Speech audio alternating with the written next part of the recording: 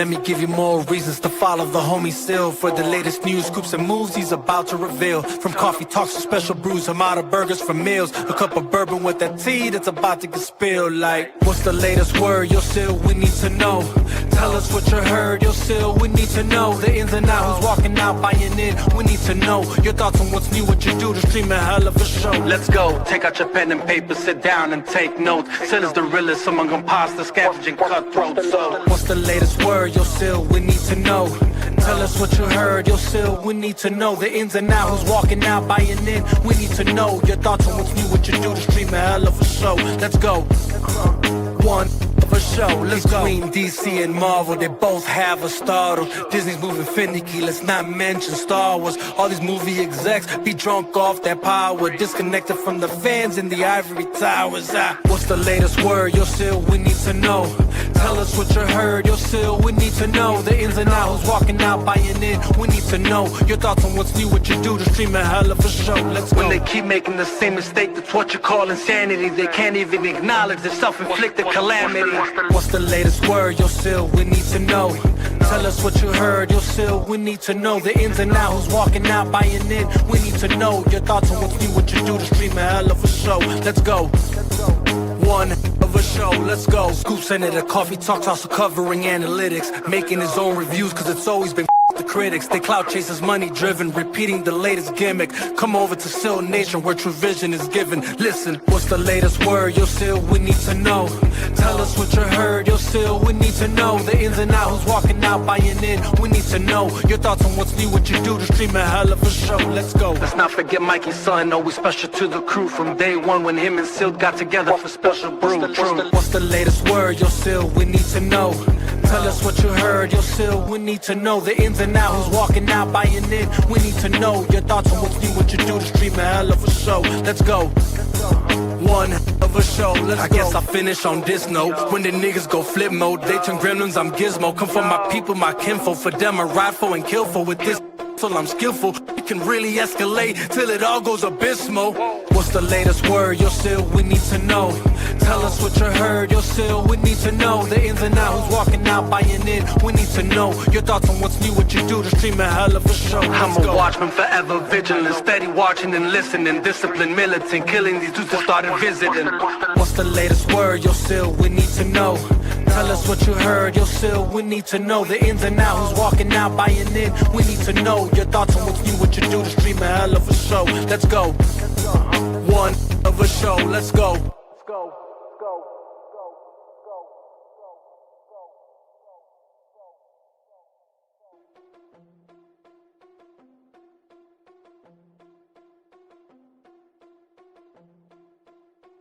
What's good? What's good?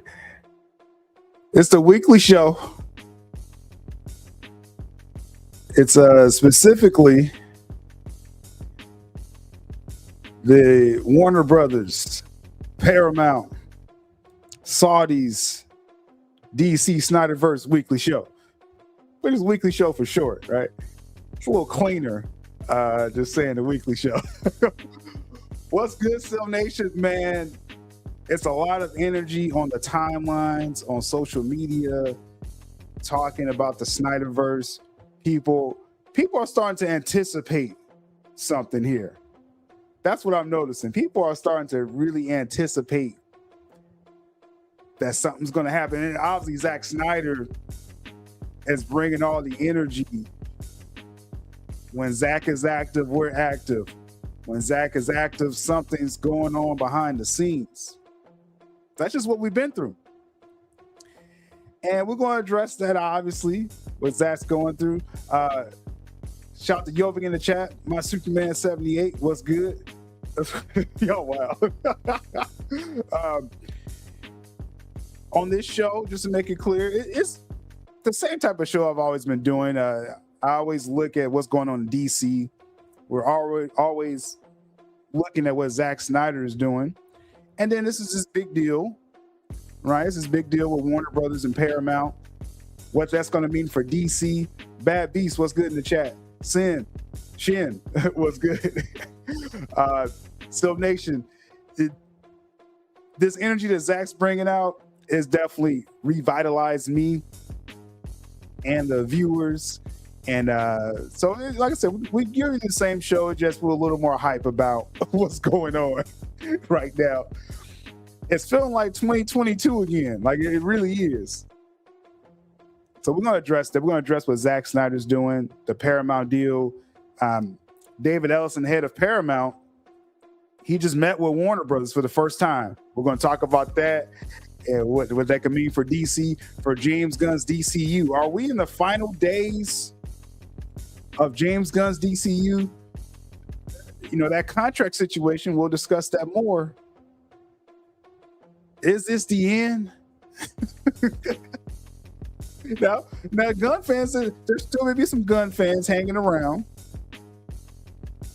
I've been seeing some of y'all talking slick about Zack Snyder. I've been seeing that, you know, because my thing on my platform, I've prided myself on having open opinions, but there's a core of this content is Zack Snyder fans, obviously. And then there is many of y'all who, yeah, y'all like the Snyder stuff and y'all check out other DC stuff as well. Y'all even watch James Gunn stuff. So I'm more in line with the hardcore, base of the channel. There's the Snyder fans and some open-minded DC fans, reasonably open-minded people. And then you have the Gunn Glazers on the other side. I've been kind of seeing y'all talking slick. We're kind of in that season. If you know what you know, if you know, you know. I'm seeing people kind of trying to play in my face with several things. And so we're going to have to call that out when we see it, when necessary. We're not taking it back to clapback Saturdays. We're not doing that. But we're getting close.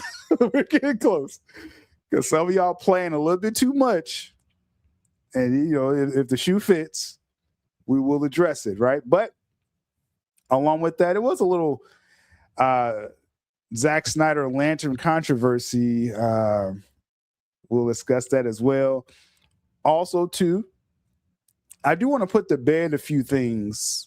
Like last week, we talked about this whole anti-Paramount misinformation campaign. People getting nervous about this Saudis angle as if you don't see the clear connection with Zack Snyder and his friend. Like, Snyder fans are being weird about that, or so-called Snyder fans. I don't know. Maybe they're Netflix fans. I don't know. But we got to address some things, because I don't mind people having different opinions, but don't misconstrue what I'm saying on the platform, because it's very simple. It's very simple. So we're going to address that and why it seems like just some Snyder fans, I don't think it's a majority, but some were really holding to this Netflix angle. And maybe that was why was that so hardcore, Netflix? We'll talk about that today, because there's a lot of reasonable Snyder fans. I've talked to them directly, DM'd them or whatever. And they were obviously, a lot of people were open. A couple of years ago, I was open to Netflix until I wasn't, right? And those reasonable fans, they was like, well, yeah, if Netflix can do it, we rock with it. Now the energy's over on Paramount, so that's what we're talking about. So we got a lot to discuss today for sure. Let's see, Acer, I'm happy that I can come back into your channel now that the James Gunn routine is out of the menu. No, it's about current news. See, a year ago, it was about James Gunn's Superman coming out. That was coming out. I'm real big on box office numbers, and it was a lot of, controversy. And we're going to talk about that today, too. The numbers are kind of looking funny with the box office. So it's the current news. And then, like, if Netflix was pushing Zack Snyder more last year, it would have been more Zack Snyder topics, right? So I deal with current news, right? I deal with current news. So, but yeah, James Gunn is still on the menu, but are we at his last days? I don't know. We will discuss. Netflix fans, don't seem to understand that Netflix doesn't rock with Snyder now. Yeah, and I tried to get to the root of why were they so hype about this deal. And hold on, I got some background noise.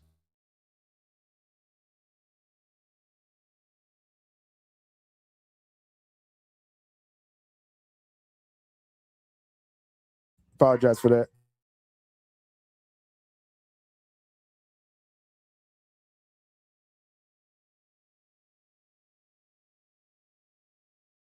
All right, it should be okay. But got the neighbor's dogs over here. But who was good? Nike Boy in the chat.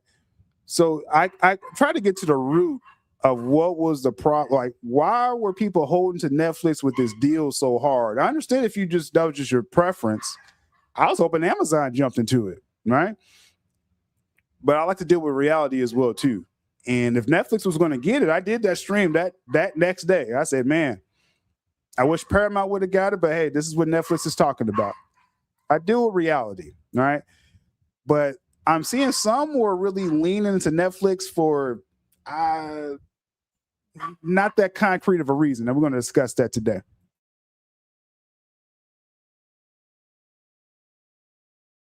And I do want to make it clear too, because it's, obviously if someone, I don't mind addressing people directly. Like if they address me directly, I don't mind that at all.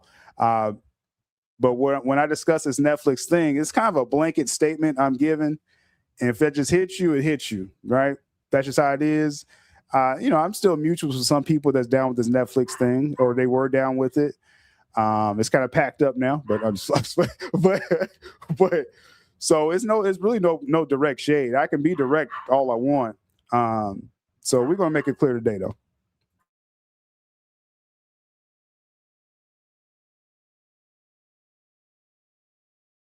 Sorry about that. Nike Boy, I see you. We see Mr. J in the chat. Dan Lin is head of Netflix Pictures or whatever it's called. Yeah, Netflix Films. He don't like Snyder. I mean, I could have. See, this is the thing. A couple of years ago, that came up, that idea that, Dan Lin, when he was hired, when he took over from Scott Stuber. And I was open to the Netflix thing because I was like, this is an angle. Scott Stuber, put Zach into place, set him up with all these projects. We could do the Snyderverse on Netflix. And then when Scott Stuber left, that's where all that energy left with him for Zack Snyder. Dan Lin, does he hate Zach? I'm not 100% on that part. But one thing I will say, though, you saw, again, that energy leave Netflix with Scott Stuber for Zack Snyder. That's really why I'm not blaming Dan Lin specifically, but it just so happens he's there, and all of a sudden Zach hasn't had a project, and they've passed on projects. Let's see. Says the reality is Paramount grossly overpaid for WBD. Netflix knew when to pull out and not overvalue. So where was the grossly overpay? Was it $30 a share or just the 31? If you think they were overpaying at 30, then I could rock with that statement. No one was talking about overpaying until they closed the deal. You know what I'm saying? Let's see. Yeah, he definitely passed on projects. Yeah, I agree with you on that. Let's see. It says it's going to cost them dearly if they don't hit consistently after the merger. Yeah, so we have to wait and see, right? So obviously you don't favor the Paramount. So because that's the thing, everyone has their their biased take. Those 100 pennies. Everyone has this biasness, and it's like Paramount has a pretty good game plan to make profits off of huge films using both studios. They actually have a great plan. Just a lot of people aren't talking about it because it's this whole CNN. Now no one really cares about CNN. I don't know why people are acting like that. So now that's kind of died down. So now they're spending so much money. I mean, we'll see, right? Just according to your thinking, you have to wait and see what they do with these films, right? If that's your stance. To be fair, Netflix would be overpaying at 27 this year. Stock was at $10. Exactly. That's what I'm saying. That's why it's all agenda based. And I get it. I'm biased. I could be biased as well too. But Paramount had a number for Warner Bros. Discovery like 6 months ago, and it was $19 a share. Right? $19 a share. And like Shen's saying here, Netflix came in and bid at 27. That was overpaying right there. But no one cared, right? No one cared because it was all going according to plan, right? When it's all going according to plan, no one cares about stuff like that. Now all of a sudden, they grossly overpaying. Anyone that was going to buy Warner Bros. Was going to overpay. Zaslav made sure of that. And he worked it. He worked that pretty effectively. Yes, all good. Trey Ghost. Yeah, again, I appreciate your opinions with that, and you know what I'm saying. And especially those that's newer to my platform. Yeah, I have my core, my biasness, but I do it in reality as well. And if Paramount comes out and stumbles out trying to get these 30 films out and doesn't make much money, that's going to be the headline, right? I'm going to cover it the same way. So I am optimistic about it. So that kind of shows. But it says Netflix wasn't in Snyder corner. That's why we favor Paramount. It's as simple as that. Please don't mix American politics. Exactly. So we'll definitely be hitting up your comments as we go through this stuff. Obviously, if you super chat, that would jump your comment up. But I definitely appreciate. Keep those comments coming. Keep the interaction coming. That definitely helps overall. Let's get to the topics. Guess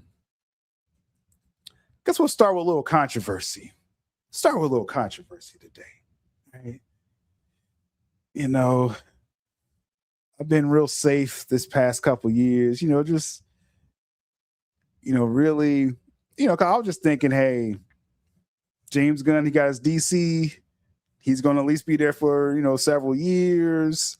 And we're just going to kind of, look at what's there. I'm not going, there's enough channels that they make their thing about, and I won't say they make it their thing, but every video is about, I hate James Gunn, right? Like this I always try to kind of just separate myself because, yeah, I get it. But, I get it, but I'm not going to just have that as the only content I do. I hate James Gunn and Warner Brothers in that too. Yeah. Like that sums up a lot of channels. And I'm not knocking the hustle. During the days with the late, great Mikey Sutton, we had the bourbon talk. We was clowning Hamada, Emmerich. I mean, we rolled them right out of the office, out of the suck at Warner Brothers. Like, so I get it. That was probably a highlight a couple years ago. I just didn't want to become that type of channel, right? But so that, I figure if James Gunn was going to be there for 10 years, I'll just cover the current news. If Zach does something great, you have other channels you can get your fix with your daily hate of James Gunn. I just didn't have the energy for that, right? But with this Paramount situation, all of a sudden Warner Bros. Is for sale, and you got this Paramount angle and the Saudis angle, and that's where my antennas go up, and that's with that renewed energy. But with that, we'll kind of pivot just a second here to the Zack Snyder ZSJL anniversary. And in fact, yeah, we'll just come front loaded with the Zack Snyder stuff. So with the Lantern controversy, the other day, Zack Snyder posted on Instagram, he got this countdown, and we'll talk more about that. He put his John Stewart, right? Green Lantern. And people had different things to say about that, but it was a weird narrative just popped up out of nowhere. And it could have just been a big misunderstanding. But this was very weird. The discussion I was seeing surrounding this John Stewart. Now, what are we talking about here? First, let me adjust. On my side here. I should take this off. And let me remove this banner.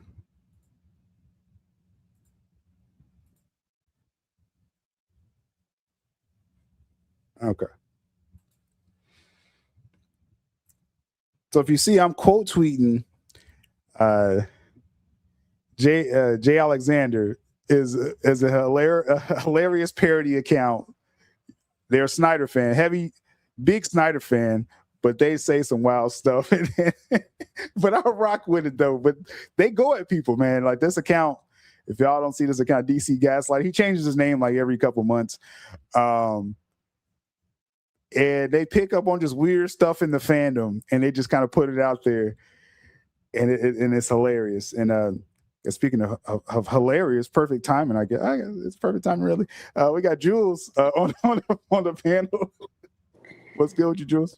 What's up, Sil? Sorry I'm late. Looks like I came at a good time, though. I see Zack's Green Lantern on screen. Yeah, I guess it's a good time. Good time for that. We got a little controversy. I don't know if you noticed on the timeline yesterday. It was Not the controversy. It was a little conversation about just for some reason it became a question if there was actually footage of Zack Snyder's Jon Stewart. How is this even still a discussion? Like, how many times do we have to like talk about this? Like, this has been going on for years about GL footage. Like, we all saw literal set photos in front of his garage in his house. I'm talking about Zack Snyder filming a scene. Like the guy had the mocap suit on and everything. So how is this still a discussion? Yeah. And so it was put out there and you got the account here, Film Junkie. I think many people know if you are within the fandom, you know what Film Junkie is. And what's up?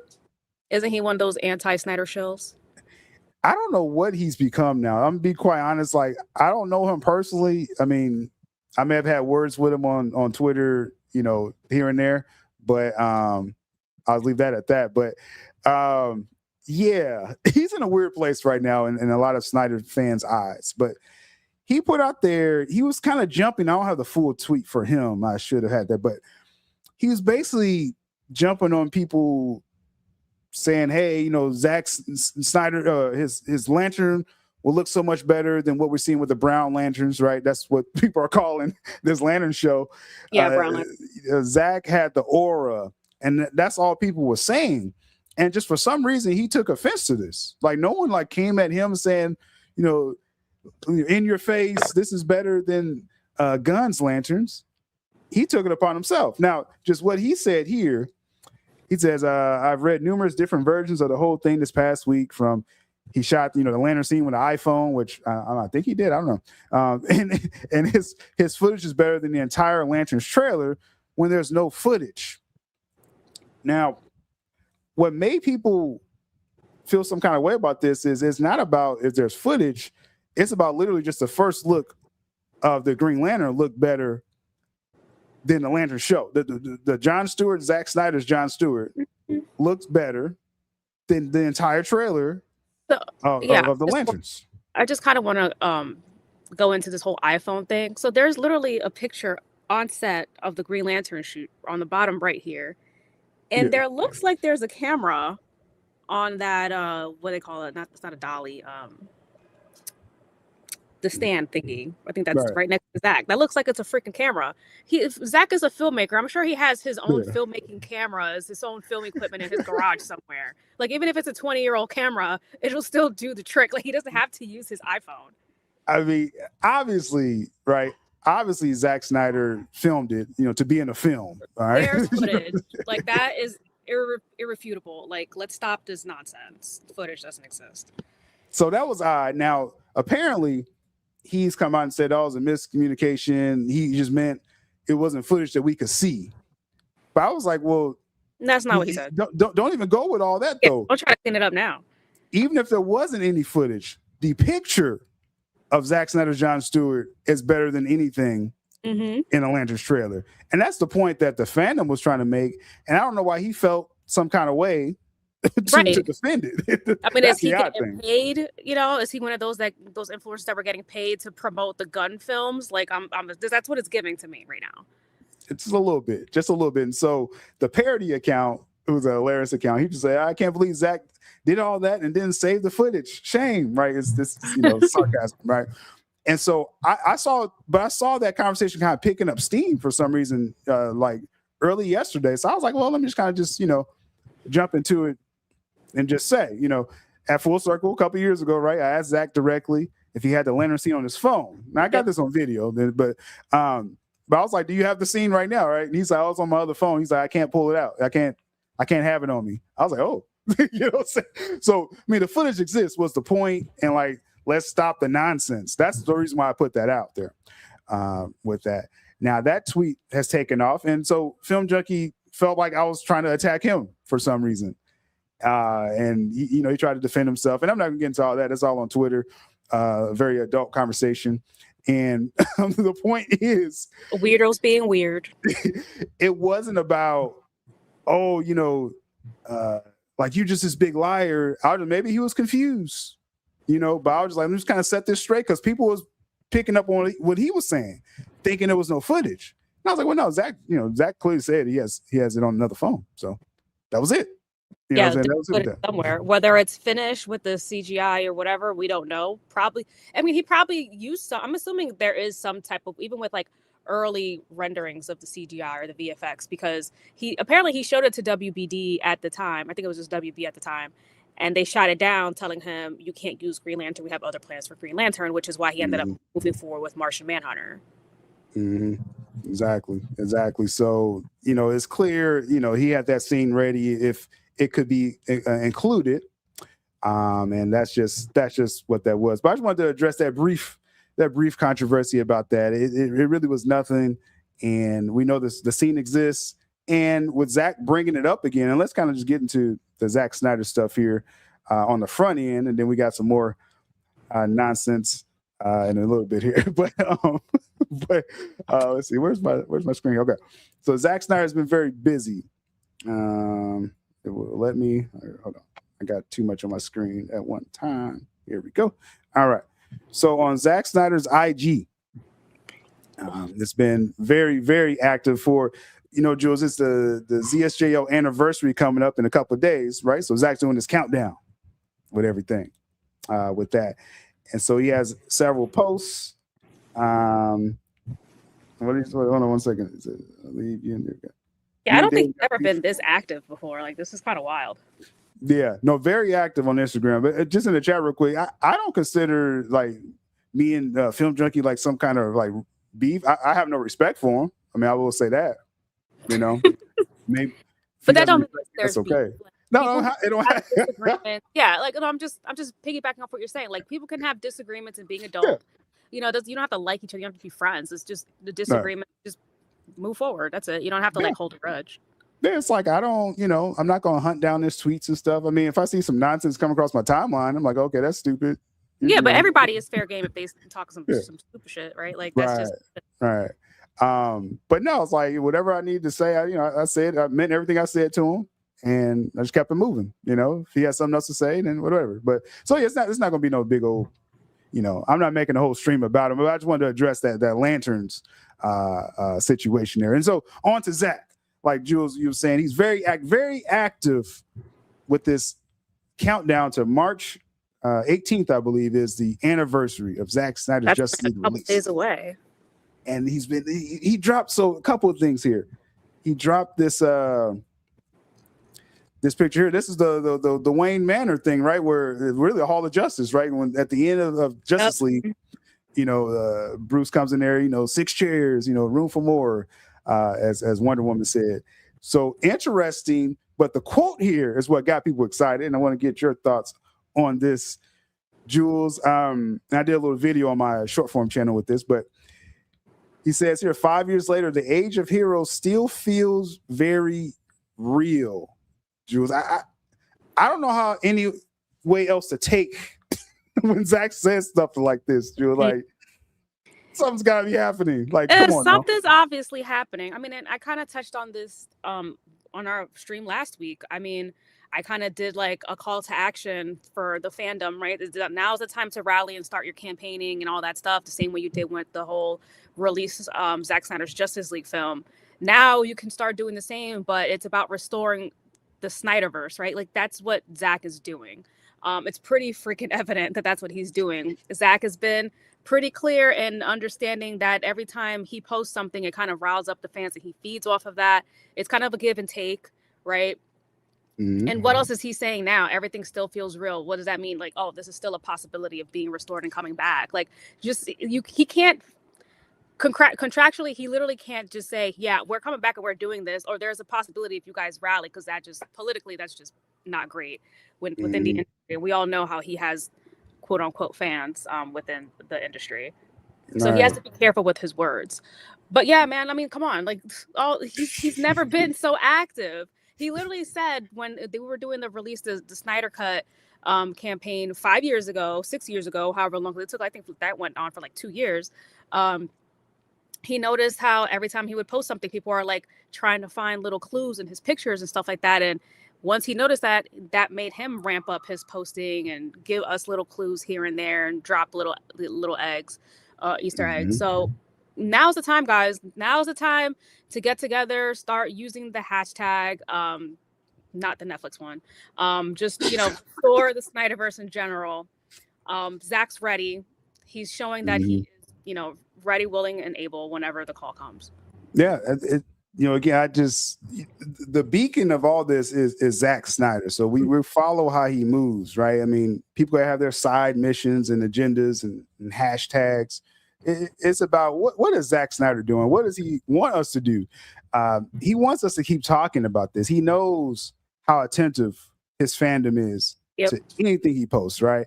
So, and then the words that he's just using, it feels very, come on, Zack. Like, what that means to us. He posts it's like he's posting almost every day now. Like this past week, he's been posting like almost every single day. Normally it was like once a week.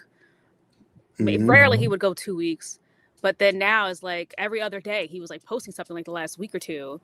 And it's just like, all right, Zack, what's happening? And now he's really promoting the 5-year anniversary. Why? And it's like, obviously, we understand in the month of March, several Zack Snyder film anniversaries, like The Watchmen, 300. And he threw out a few pictures, right? It's a great month for his birthday month, right? You got BVS coming. Man, BVS is going to be crazy at the end of this month. But it's like he threw out a few pictures here and there, 300 Watchmen. It was cool, great engagement. But he's going hard for ZSJL.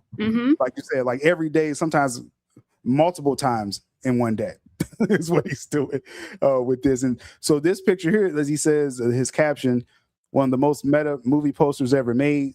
Sometimes the poster tells the whole story, right? And you see, like, remember when we first saw this poster before the Snyder Cut came out, they were promoting it. And it's like, that's literally what happened with the Snyder Cut. It was in the trash, basically. And, it's been, pulled out and shown to the world, right? It's just so crazy that a masterpiece like this was just completely shelved, never to be seen by any other eyes outside of Warner Brothers. And it was one of the best movies, probably the best comic book movie of all time.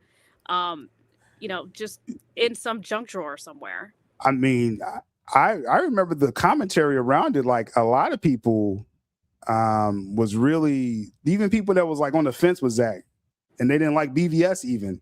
They was like, yo, the Snyder Cut was really good. Like it's a good like CBM type of film. And so I think, and I remember when he first came out with the film, we'll go to some other pictures in a minute. I remember when he first came out with it, he got a new post. Someone just said, this one here. Another Snyder Cut. So let's see what he says here. He got the flag. So that's that old promotional poster. What is that? 11 minutes ago, he posted this. Yeah, he just posted it. It says 4 days until the 5-year anniversary of Zack Snyder's Justice League, a film powered by fans, faith, and a little hallelujah. As we remember that trailer. At the beginning. So I'm expecting Zack's gonna drop multiple today. I think he's just teasing us right here. He's just throwing it out there. I think he's gonna drop like another crazy picture on us because it's still early. Today. So let's go to another one he did too. Or is it? You got Momoa, it's Lobo, so I guess people don't want to talk about him a lot. Yeah, I mean, I lost. Yeah, he's whatever now. Hey, Momoa. I'm always gonna have love for Jason Momoa, and I'm gonna say why. First of all, yeah, I like him as Aquaman. That's one thing, but the biggest story I ever broke was Ben Affleck in Aquaman, and when I put that story out there, I was jeered. Like people was like, "You are out of your mind, sylabdul. You're not a scooper. What are you doing? Like you just killed your channel." And 2 days later, Momoa confirmed me. He showed the picture of Ben Affleck on set. Those pictures everyone ended up seeing. And so that's why I was like, Momoa, you did me a solid, man. Because for 48 hours there, people thought it was a joke. Right? So he confirmed it, and like the internet went crazy about Batfleck. So anyway, they can never make me hate you, Jason Momoa. Yeah. We got this picture here. We got a Cavill shot, as Zach says. Probably our favorite duo right there. When the shirt opens, you know what comes next, Jules. Another major hint. I'm just saying. Like, is it just he pulls the shield out, or another film? Jules, right. is you know what I'm saying? That's what I'm getting from all this. Like, Zach, you're teasing us, and you're teasing us. And he's choosing his words very carefully. Like these are very curated captions. It's not like he's just like, oh, this sounds cool, I'm just gonna post it. Like, I know he comes off with like that surfer guy mentality where it sounds like he just kind of just does whatever seems cool at the moment. But he definitely does think about what he does before he does it, especially if it's public. Definitely. And I'm thinking probably by the time we're done with the stream, he may drop something else on us, man, because the way he's going. Now, this was the one, like, people was like, oh, okay, Zach, I'm talking about the people that's kind of in the middle on the fence or whatever it is. Like, oh, Zach just doing memory lane, ZSJL. Okay. Showing everybody. He drops his Jon Stewart. They was like, wait a minute, Zach, like, you can't talk about lanterns right now because, HBO. And that footage doesn't even exist. What are you doing? This is AI. Like, what is like he's actually filming it? Like, when has Zach ever filmed something and just destroyed it? Or what? I don't know if they thought he did with this. I don't know why they're so insecure. Like, I thought his universe was dead. Why? What does it matter if he shows a little picture of his little garage? I'm just saying. Like, I mean, and the point is, though, it's the only shot we got of the Jon Stewart. Again, it looks better than anything we saw. Or just we saw Zach have a lantern in ZSJL, and that looked great. Just that 1 second. Yeah. No, what's it called? The Battle of the Gods of the scene. That whole scene. That scene was freaking. Yeah. I could have a whole movie just based off that. Like everything there was. Yeah, that whole history lesson. Was nuts, and and that's that was the age of heroes, as they were saying, it's supposed to come again. So it's obvious.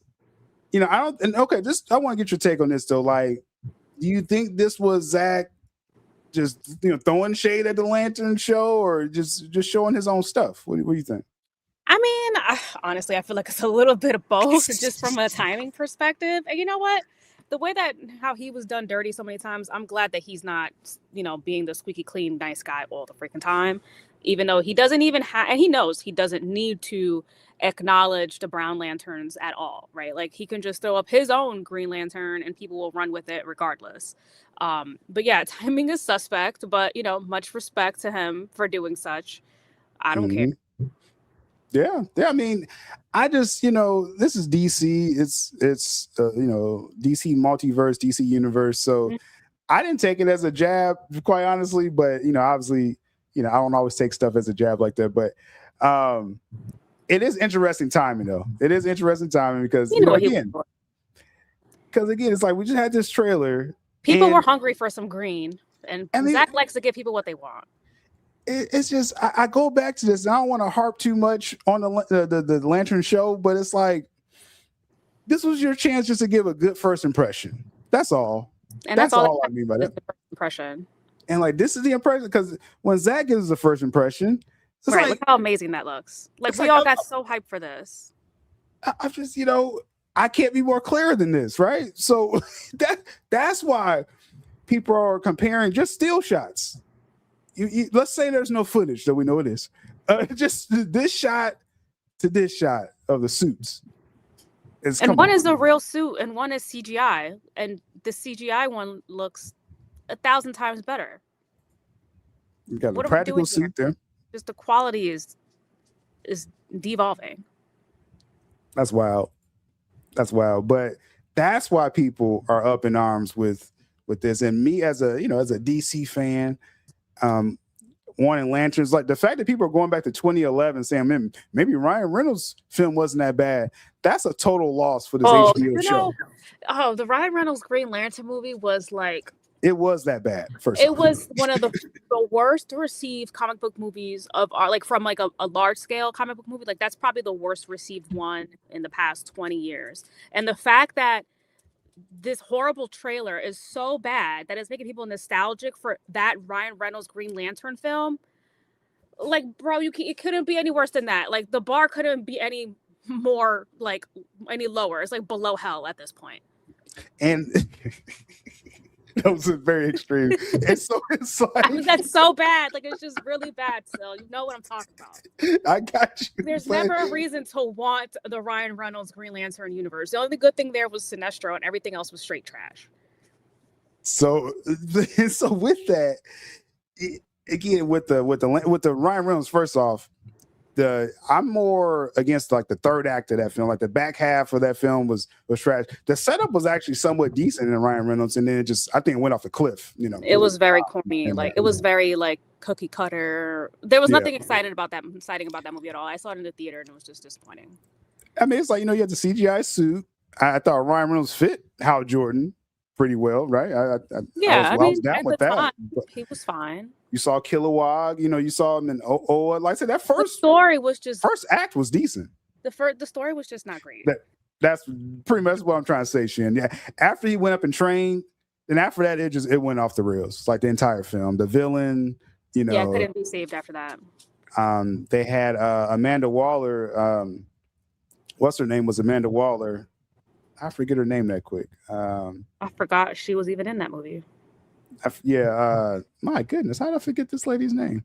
It was a famous actress. She's like a world-renowned actress. Angela Bassett. Yeah, Angela Bassett was Amanda Waller. So they were setting up the DC universe in the film, and it totally bombed. Right? It's so crazy. It's so bad. We forgot Angela Bassett was. That just is my brain. When I'm live, I don't remember names, but I completely forgot she was even in it. Yeah, the movie was just that bad. Yeah, her scenes, they didn't do her any justice. Yeah, no. in that film. And so for people to say this Lanterns series looks this bad, like we're reminiscing on 2011 now. It's like, come on now, like that's just like it's really bad. Like they should be embarrassed to even have released that. Yeah, I'm just and now it's like. We'll kind of get to some more news with that in a moment as far as Gunn's DCU. But let's finish up the Zach part of this. Well, you didn't even read the caption because with the GL one, there was an obvious hint at the end there too. Oh, yeah. With the hero he planned to bring in the Justice League story. Some paths remain unseen, but the green glow is still out there. That's why people got mad, right? That's why. That right there, because again, Zach's doing this on purpose, y'all. Right? You're like, this is clear. He's giving us all the hints in the world. Like he wants us to rally behind this and just show the world this is what we want. Like we need to secure the bag. We need to secure these films. Like we need to restore the entire universe, not just. I don't want just a sequel. I want like everything. Because we can literally get it. I mean, sure, fine. I'll settle for Justice League 2 and 3 to finish the story, but if we could get more, why not? I mean, I'm down with that. I think so. This is a scenario just in my mind is that, Paramount, if they're going to do, Justice League 2 and 3 and make the money they need to make on all that, then I think all bets are off. It's like, okay, Zach, what else do you want to do? Right. You know what I'm saying? Does that mean, Man of Steel 2, Batfleck film? I mean, it could. Wonder Woman film. Why not? If you're making money with that universe and you can still and if everybody's happy, the execs are happy with the results, right? The fans are getting what they want. No one cares anymore about the critics. Everybody learned the hard way. They shit on everything anyway. So if the box office numbers are there, the fans are happy, Rotten Tomatoes is whatever it is. All that matters is the box office numbers. If they're making a profit and fans are happy and it's giving them that engagement, then hey, keep churning them. Yeah, exactly. And now what this means, because I always got to do this caption every time we say this, we're talking about the DC universe. So Zach even said this himself, that his stuff is so separate from what, James Gunn is trying to do. Like, if y'all want to keep, let's say even Gunn is not even there, if you want to keep doing, your other DCU stuff over there, you can still do that and still do Snyderverse over here, Elseworlds. Like, I'm just saying, as long as the other stuff's making money, I think whatever makes money should continue. If you're making money, that's all that matters. Then fine, we can just do it all. But if it's not making money, then why spend it? Yeah, if it's just deepening the brand. Right, because I see a lot of Gunn fans, they're getting triggered by anything Zack Snyder says DC. Like it's so sensitive. Grow as up. As if DC is not a big, vast universe. So it's nothing to get all nervous about. They get nervous every time I bring up the Saudis and stuff and things like that. It's like nothing to be nervous about. You better go, make sure that Man of Tomorrow does great. Right. That should be your priority right now. To be worried about what Snyder. I wouldn't even worry about Snyder right now. If you're just banking on Gunn's universe, I'm not saying that universe is just automatically done. I don't know if Gunn's going to be there, but I mean, listen, if his universe was doing so well, we wouldn't even be having any of these conversations right now. Mm-hmm. Yeah. So, and we'll see the actual performance of that. Now we got this Dark Side drop, but I'm like, man, Zach, you just go for the juggler, man. It says the great villain of the DC universe is Darkseid. Across all DC live action films, his only appearance is in Zack Snyder's Justice League. Which means if you want to see more Darkseid, you better resurrect this universe, because that's how you're going to get him. And like, this is almost like, I think a couple of things are happening here. Like, Zach, obviously, he loves to share this stuff with his fans. He's getting all this engagement. I think this is kind of advertising to the new owners, which looks like it's Paramount. Like, hey, this is what's hot with DC, and if you want a big DC film, you need Darkseid in it. Well, look, I already got him in part 1. Mm-hmm. Let's go ahead and do part 2 and 3. Like, what are we playing with now? You know what I'm saying? Like we literally set up the Darkseid Wars. It's there, right? The whole story is there, and so the script is ready. The actors are ready to go. And see, this is my problem.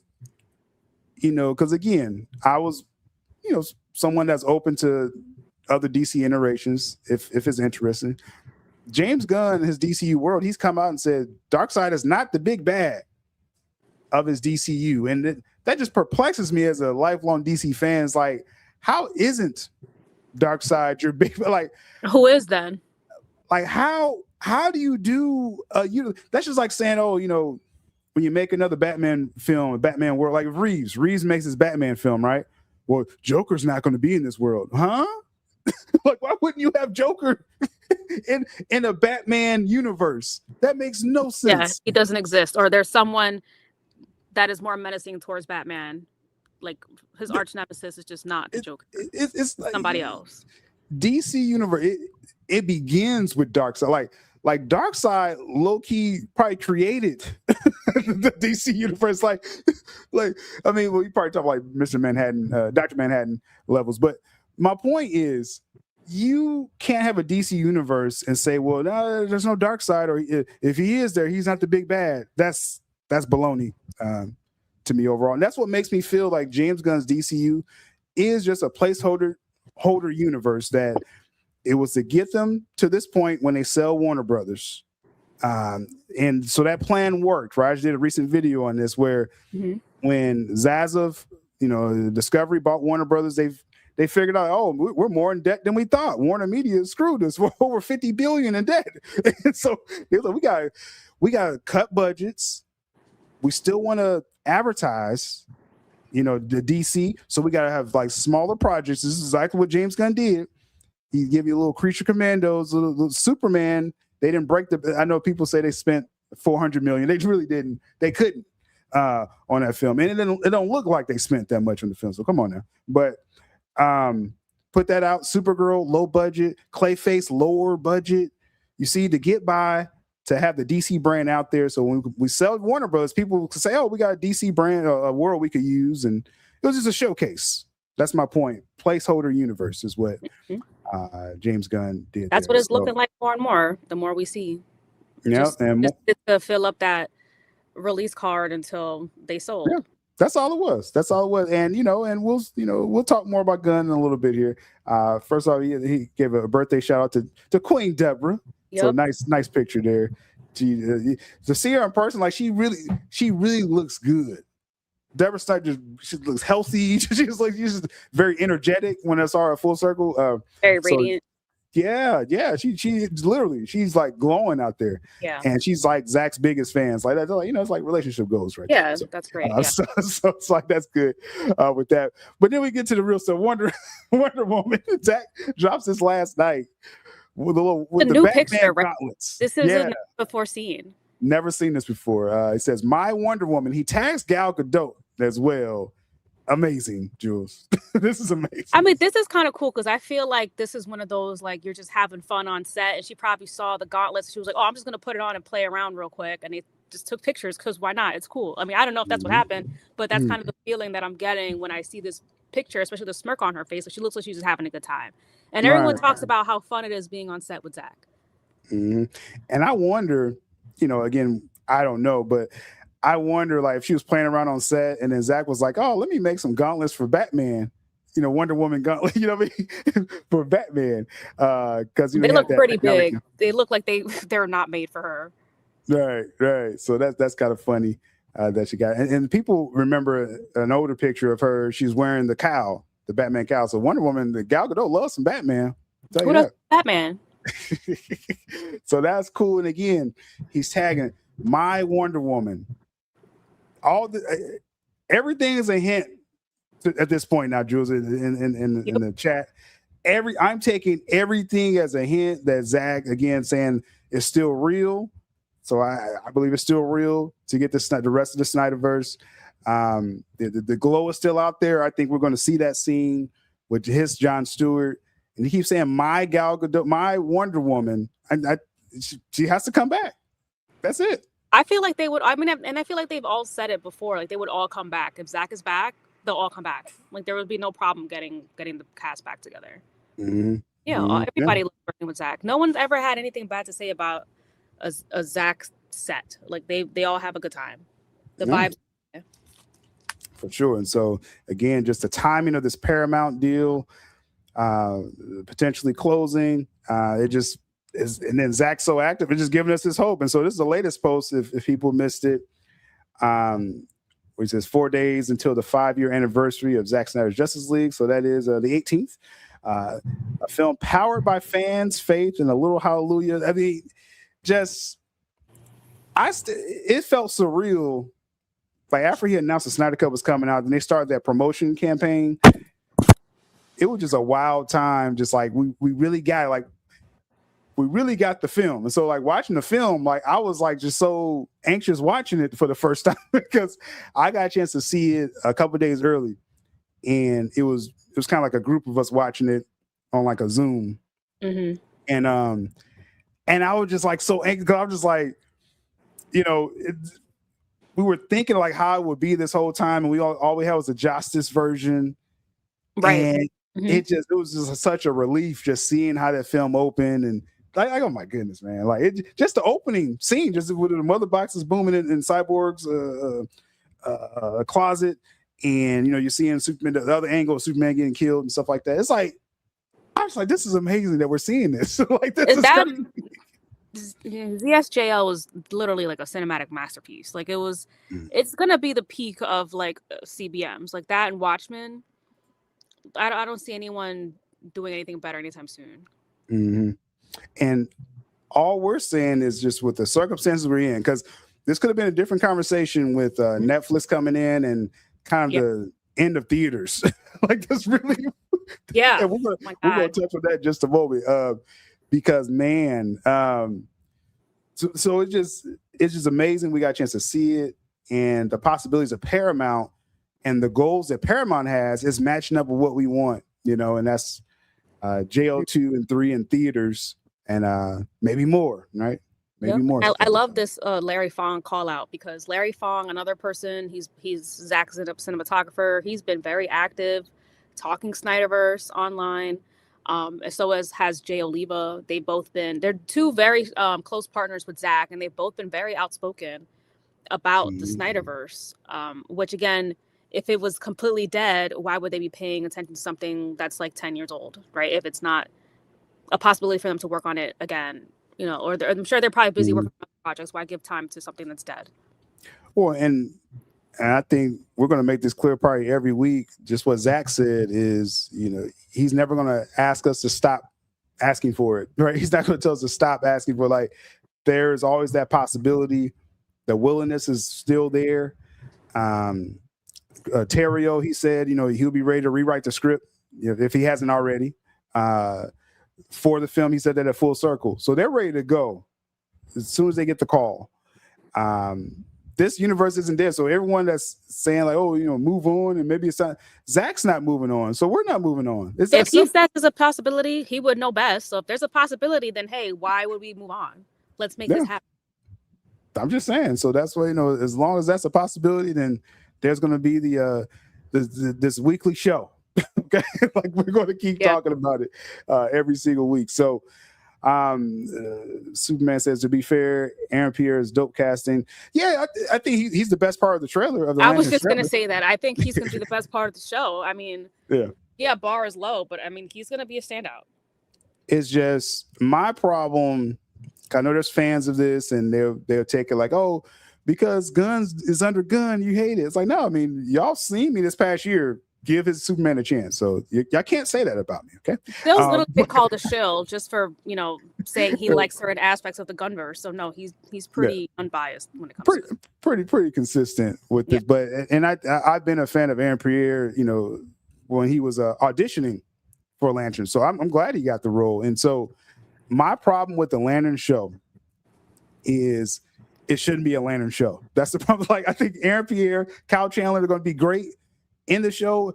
Is this little dusty town and stuff. They should just name it something else. Create a new DC character or something. I don't care. Like, don't name it Lanterns, because this is not a Lantern, just from what they're showing us. This isn't a Lantern show. That's my problem with it. And so when the show comes out, I'm going to see if the performances are good. If they're like going to how Acolyte destroyed the Jedi, right? Yep. If I feel that any kind of way with the Lantern show, I'm going to be done. Be done with it.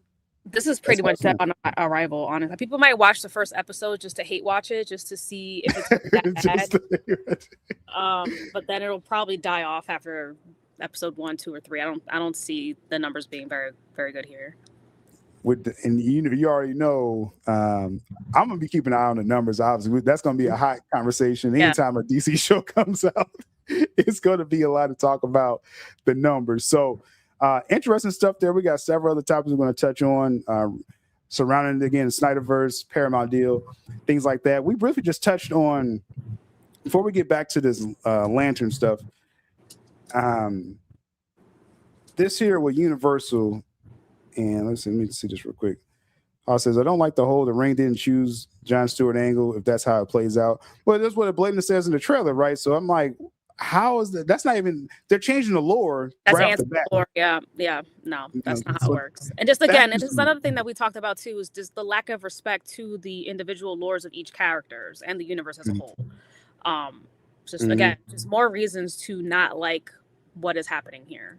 That's going to just feel weird. Like, okay, I mean, and it could be some comic heads out there. Maybe y'all know a comic or a Lantern run where something like this happened, where someone had to train someone before they got the ring. I've never seen that in Lantern lore.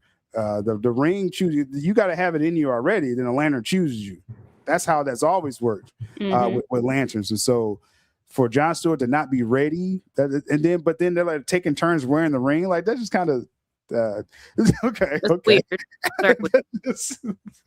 We'll move on from that before I say too much. The theater aspect.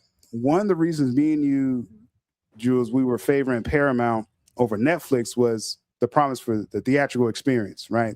So I just want to throw this in here real quick. Well, Universal, who was a company that they kicked the tires on Warner Brothers, and they was like, "Oh, I'm out." You missed this earlier, Jules. People were talking about, "Oh, Paramount's overpaying." I'm gonna say this real quick. Paramount initially they offered $19 a share for Warner Brothers like 6 months ago, right? And they were turned down. Then that's when they opened up the bidding. The Netflix came in with 27. Technically, Netflix was overpaying with 27 a share, and Paramount just outbidded 30, 31, outbidded them. The point I'm making with that is people was like, oh, Paramount's paying so much, they're overpaying, it's over for them. But it's like Netflix is going to get the same debt and everything that Paramount was going to do. They were going to have more debt. Potentially, right? And so my point with this, though, is that Universal, they was actually looking at getting into the bid, and they dropped out really early because once Netflix put up to 27, that priced out Universal, just their assessment. So that's just side note there. But if Universal would have gotten Warner Bros., they were about theaters too. That's what this is saying here. Universal extends, which is under Universal, NBC, Universal, Comcast.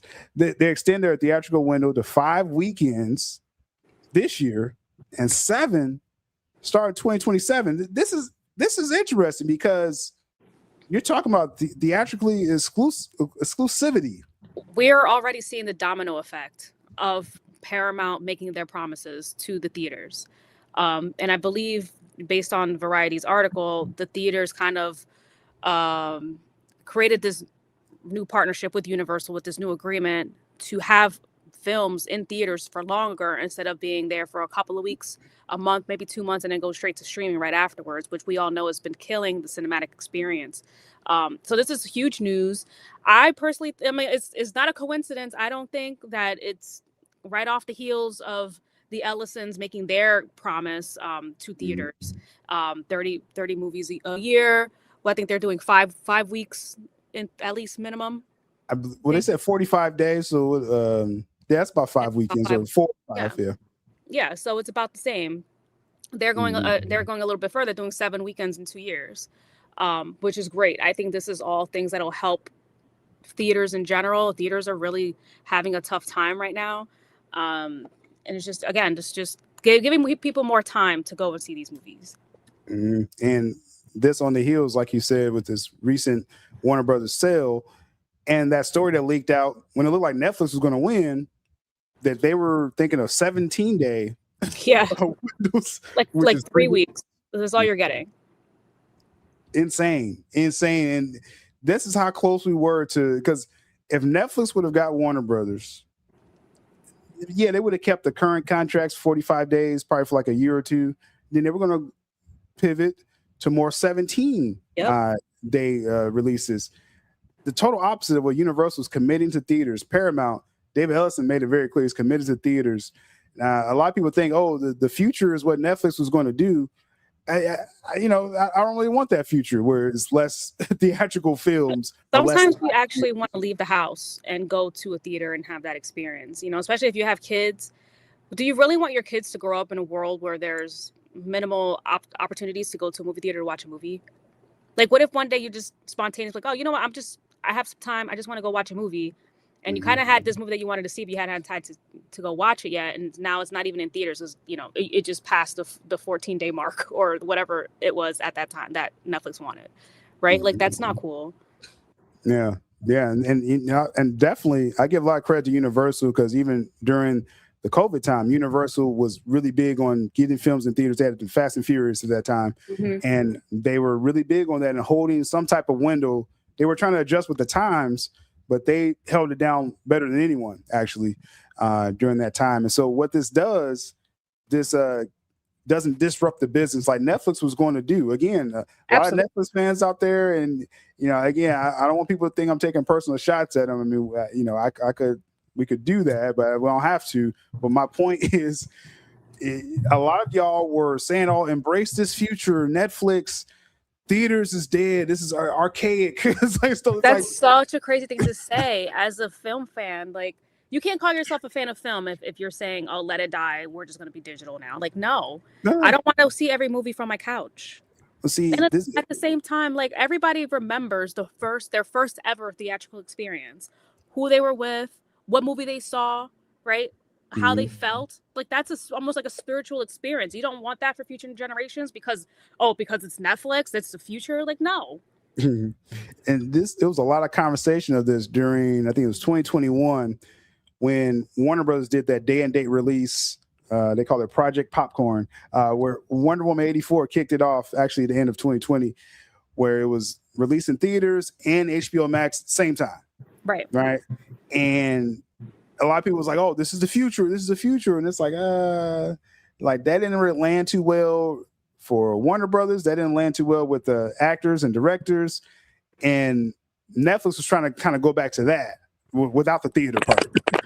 I mean, Scarlett Johansson literally sued Disney Plus for something very similar. Because at the end of the day, that's messing up with their checks. Yeah. Because there's something within the contracts that is just, it doesn't jive with going straight to streaming. Yeah, it's all a business related thing. Like, oh, that missed somebody's super chat. My bad. But it's all about the business of the back end deals, the actors deals, directors deals. So that's what this was all about. This push against Netflix. It wasn't personal, probably a little bit, but if you reduce the theatrical window, you're cutting people's deals. You're cutting the cut they get. Like Robert Downey Jr., he gets back end money from theaters. You would have been killing millions, hundreds of millions for him, personally. Just imagine all the other actors. So that's what this was all about. Real quick, shout out to Omnibox. Let me get your super chat here. It says no one counts down to a date with this hype to say happy anniversary. So basically, like all this activity that Zack Snyder's doing, it can't be for nothing, Jules, right? That's pretty much what Omnibox is saying. Yeah, I mean, we have to hope so, but at the same time, again, don't expect any big announcements on the day of the anniversary because it's not happening. Nothing's going to happen until Paramount is officially like the new owner and they can actually make decisions. See, this is a good point because the expectations with that, a lot of people, let's see, I'm having static. I thought it was on your end. No, I went on mute and you were still having static. Oh, really? In the chat, let me know in the chat if y'all hearing any feedback. Let me know. Or I could blame Jules. No, I'm just playing. With this, the expectations. That's what I want to, kind of make clear to people again with this weekly show is what are we expecting with this potential deal? What's going on with Paramount? What we're expecting from Zack Snyder? A lot of people were saying they was expecting something in April. I still don't know what that was about.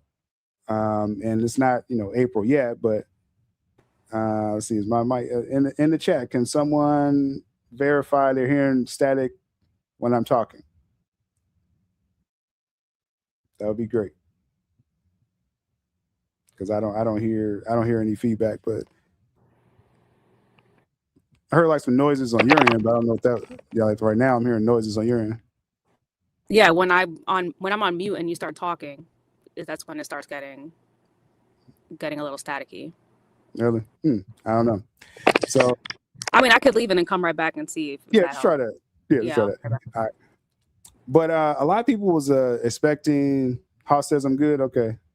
Yeah, that's what I'm saying. I'm hearing the noise. I was hearing the noise when she was in there. Yeah. But as far as like when I'm talking right now, are we hearing any static?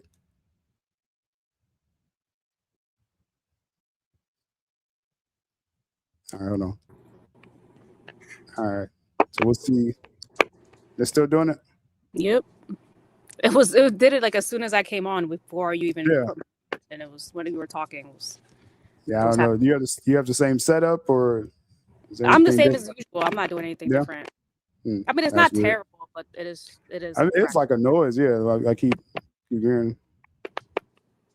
So yeah. So as far as the expectations coming forward, as far as with and actually what I'll do, let me try something here. A lot of people was expecting April to be some kind of announcement or something that's coming up for Zack Snyder and connected with this Paramount, or maybe people thought it was Netflix, right? I don't know where that originated, but like Jules was just saying, the expectations is the Paramount deal has to close first, and that's not going to close. They expect probably like this fall, and I don't think Zach would be clear to announce anything until then, in my opinion. Yeah, I mean, I don't know where people are getting this stuff with April, whatever. Like we said, contractually, he can't say anything. Like, it's not even just him. It's just Paramount, any execs, they can't make any decisions until this closes. Because, again, anything can happen. God forbid the deal falls through. WBD stays on as owners, and then we don't get anything. So, well, that would be the darkest timeline. Right, it would. we it's not worth living. I'm just saying, but we're hoping this deal closes for sure. But yeah, like Haas is saying, September, that's the earliest that they're expecting this to close.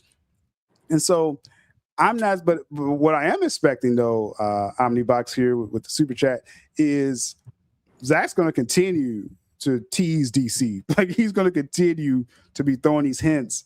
Zach didn't even have to be saying these things like it still feels real. He knows how real it feels to us. We're campaigning for it. Mm-hmm. So Zach's not playing with us, right? John Stewart, the green glow is still out there. Come on. Like, Zach is dying to tell us something. And I think this deal has to close first. New owners has to come in. And then I believe we could hear something, when Paramount's in the building. If that's the end of this year, early next year, I think we're going to be able to hear something, because you don't have to wait on James Gunn to do anything. Paramount's the new owners. And we'll get to some of his quotes. David Ellison really likes DC. We'll talk about that in a little bit. But I believe, Jules, we could hear something, like I said, just after the deal closes, though. I hope so. I mean, I would hope we get something at the end of this year, and not have to wait until Man of Tomorrow. But again, they don't want to cannibalize the release of that movie and people not going to watch it just because they're waiting on Zach, which I don't think people will watch it anyway, regardless. And if they feel that way, then then why not just make the announcement early? Who cares? Give people something to look forward to.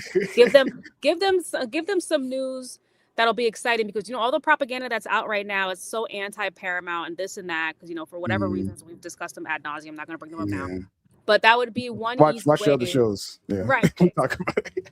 That is one easy way to kind of change the narrative, shift it over to some positivity, and be like, Snyder's coming back, the whole gang's getting back together. We're gonna have Justice League 2 and 3 and whatever else they want to announce. Mm-hmm.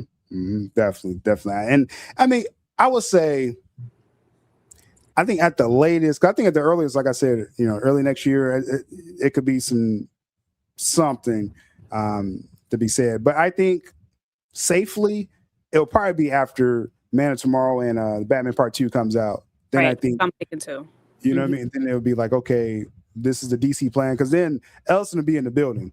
He'll be over DC legally then, and he can just be like, okay, well, first, business wise, let's get these films out, see how they do, and then now, okay, this is the new plan, or we're going to pivot here. That's what I'm thinking after Batman Part 2. So that'll be next fall with that. So yeah, so we might have to wait another year for any kind of real Snyderverse news, unfortunately.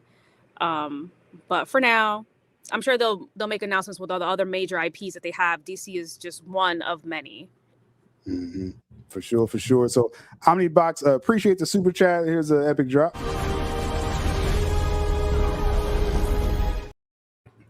To see that in IMAX, that moment, I think I stood up. Actually, I think I stood like it just as a reaction, like you would even like your body just did it automatically. I just had to stand. I was pretty close to the IMAX, so I'm looking straight up, and some people could think, "Oh, that's a bad seat." Like, no, this is the best seat in the house. Like, I'm right here. And that moment happens, and I like just my body, it lifted me up. It was like, that's crazy. I mean, it must have been an amazing experience just to watch this in person.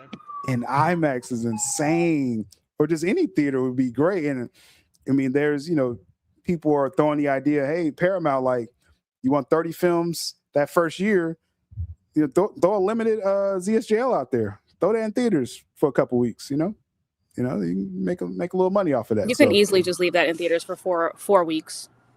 You really could. And if you actually, what they could do, they could just take it straight to IMAX and just do a specialized release of it, because it's made for that. and let it roll for a few 3 or 4 weeks. Yep. And just, just take the money from it and collect the money. The buzz will be there. The buzz will definitely be there for it. I mean, and DC film in IMAX. And it'll reignite hype for JL 2 and 3, which we know they want to do anyway. So let's get back to the James Gunn angle. Final days of James Gunn. Stop talking about this guy. DCU. Now, we talked about Lanterns just a little bit ago here, and Zach dropped that Lanterns picture. Then all of a sudden, Mr. Insecure. All of a sudden, Jon Stewart is in Man of Tomorrow, confirmed. Aaron Pierre. Now, I mean, okay, so I talked about how when the Brainiac announcement came, and I'm just like, okay. Aaron Pierre, who's I'm a fan of him. I think he's gonna be great actually in the Lantern show. I'm just like, okay. Things are bad when Syl absolutely does not get excited for any announcement in this universe anymore. That's pretty bad. I'm just like you didn't even care for Brainiac. Now we're getting Green Lantern in a movie. Nobody cares. I mean, that's the switch went off in my head when the Brainiac, because as soon as the announcement came, and I was like, oh, let me do a video. This is Brainiac. And no one cared. Nobody. I think we actually did a stream that day when it released. And we were both just like, okay. There's no buzz online. No one cares. I mean, I'm happy for those who's happy that, basically Man of Tomorrow, it's a Superman sequel, Superman 2025 sequel. Everyone's returning. The Justice Gang, you're going to add the Lantern in it. That means Hal Jordan's probably dead, right? So, okay. I'm just starting. You're just going to kill off Hal Jordan without any real impact to the universe whatsoever. That's a bad decision. I mean, there's a theory. There's a theory that the yellow ring could take him over and he becomes Parallax. And I hope that all happens, but that guy it's not going to look good. Chandler Riggs, he's not a film actor. He just isn't. Kyle Chandler. Yeah, I don't think he transitioned well to the big screen. He's really not a theatrical guy, but right. I mean, so you probably cast him as just a TV right. Hal Jordan. His entire career is a TV actor. So the fact that they cast. No, yeah, he's good. But the fact that they casted him in that role leads me to believe, okay, this is just a one-off. Yeah, we're just going to murk this dude real quick. Right. Yeah. That's pretty much what's that. So it's just, Man of Tomorrow, like I said, it's just a sequel. Everyone's coming back. James Gunn announced, Jules, the other day that the Daily Planet's returning. Well, no shit. Well, am I supposed to be surprised? Why is that news? The Daily Planet is back. I mean, did it go somewhere? It was left back there. They brought it back for the new film. This is what I'm saying. It's any kind of news whatsoever. These announcements, bro, they're not landing. Zack Snyder's pictures on Instagram is dominating social media. And James Gunn's like, oh, yeah, we got another person to the Justice Gang. Look at me. Look at what I'm doing. I'm trying to, y'all know out there, viewers, longtime viewers, y'all know I tried to give this universe a chance. I was like, if Gunn did something epic, I'll be the first one to be like, yo, you did that, Gunn, right? And, me and Jules, I keep telling her about the kaiju moment. That's how I felt. I was just like. I think that's what killed your spirits. Yeah. That movie, that scene, that moment just hurt you to the depths of your soul, and you've never been the same since. I've been changed since then. That changed me in real time. It's just the simple things that still wanted, Yeah, it just couldn't be done tastefully, and it just completely turned him off.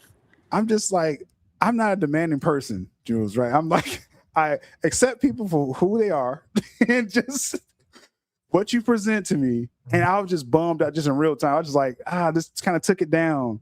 I like the Mr. Terrific parts and all this. I was just I came here for the kaiju. Man.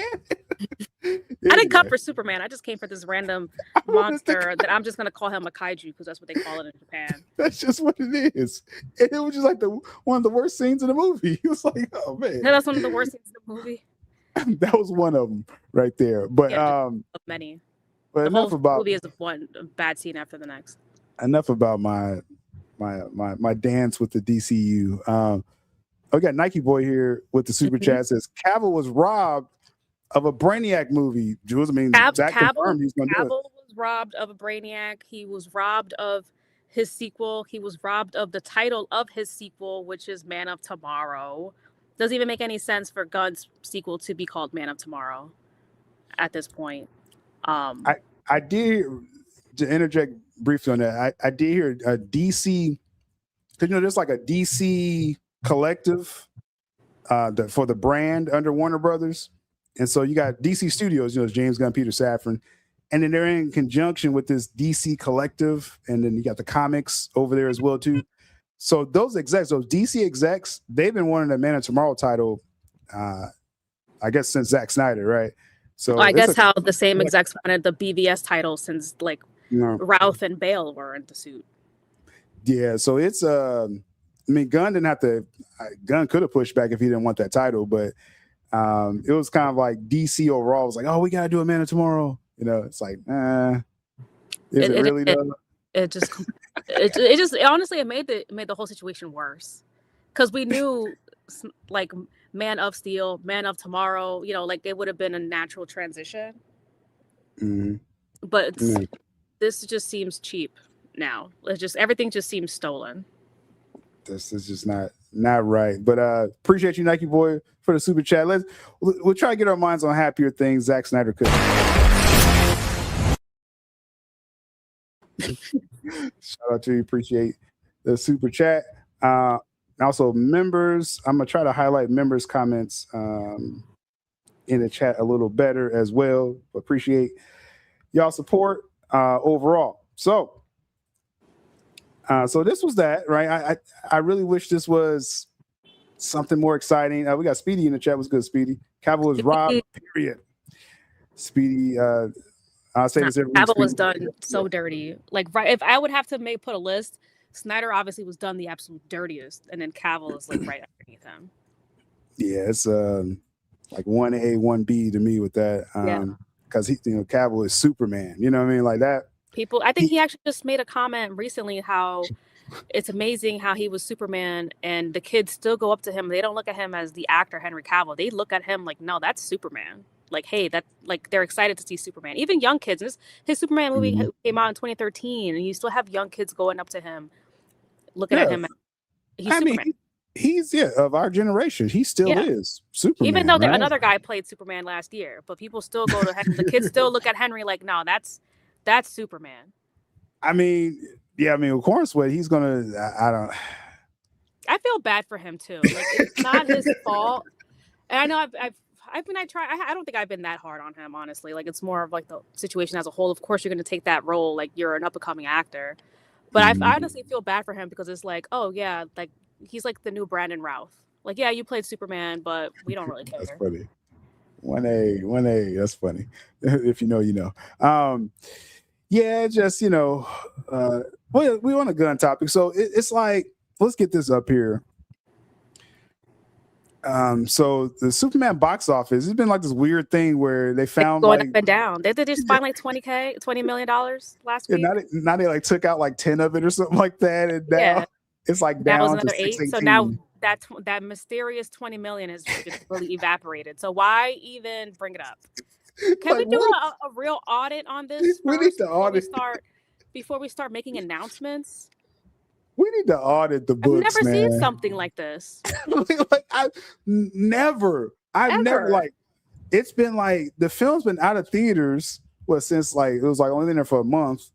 So you're like 7 months, like like 6-7 months, and all of a sudden you found more money.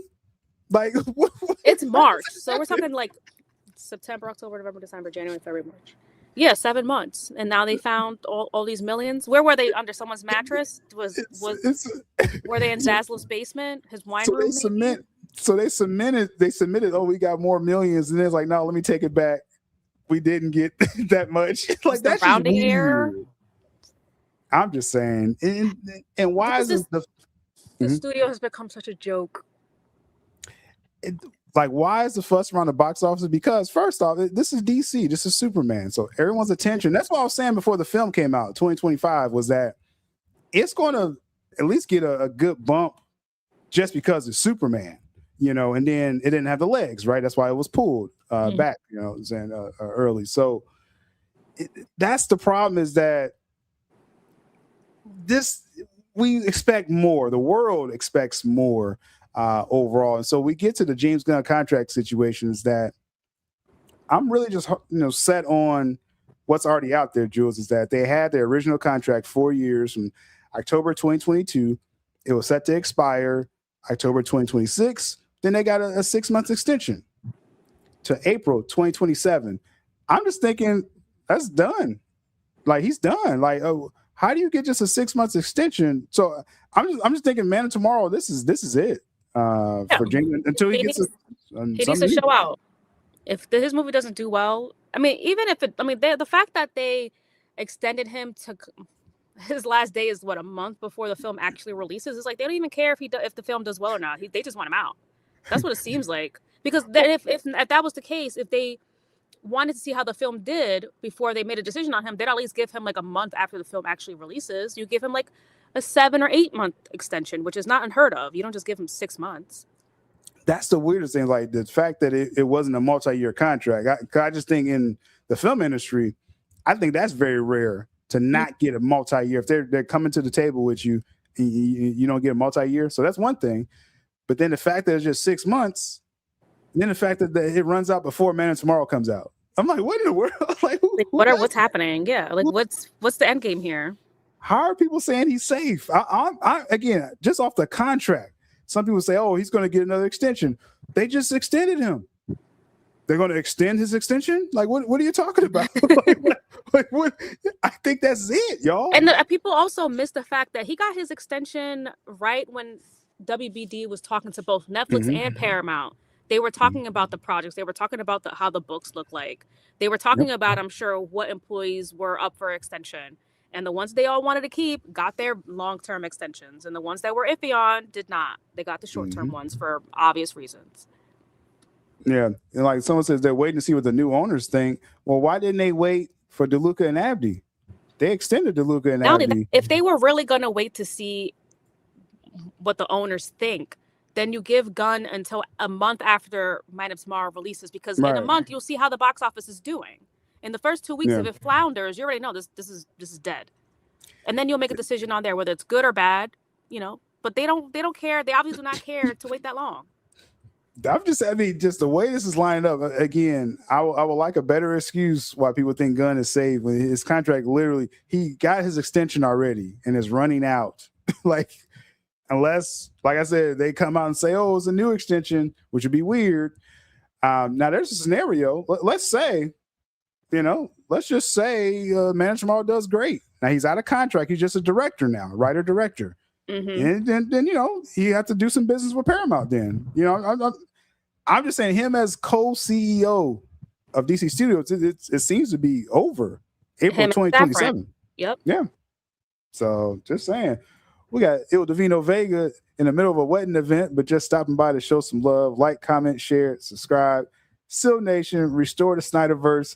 And we're still on that restore the Snyderverse because, that was the original call after the Snyder Cut was released. That came from the fandom, from the OGs that started all this.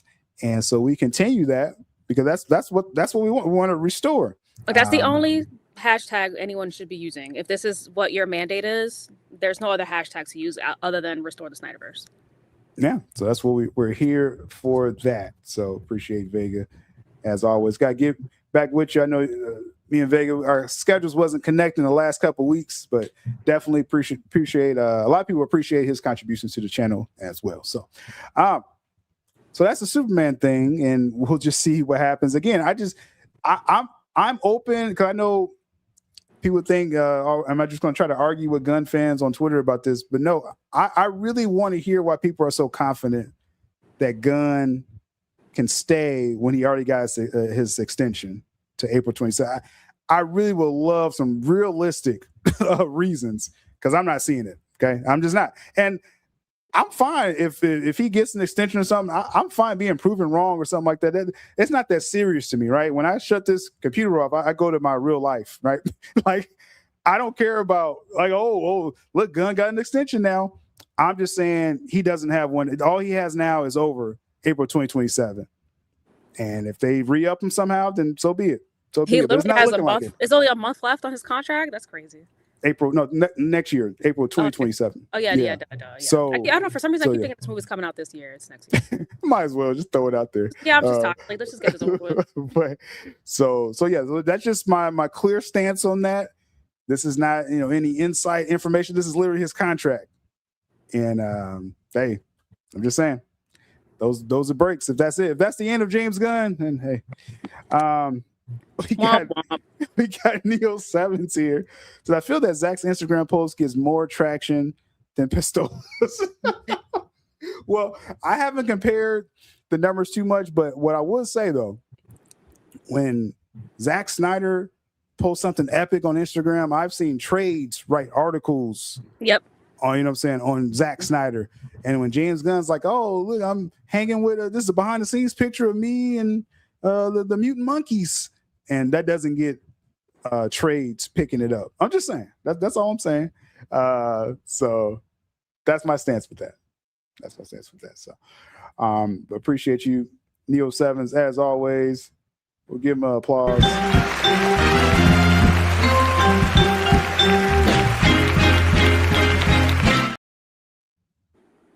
One more DCU topic, and then before I run out of time with Jules, I never know the timing with her, but yeah, I don't know either.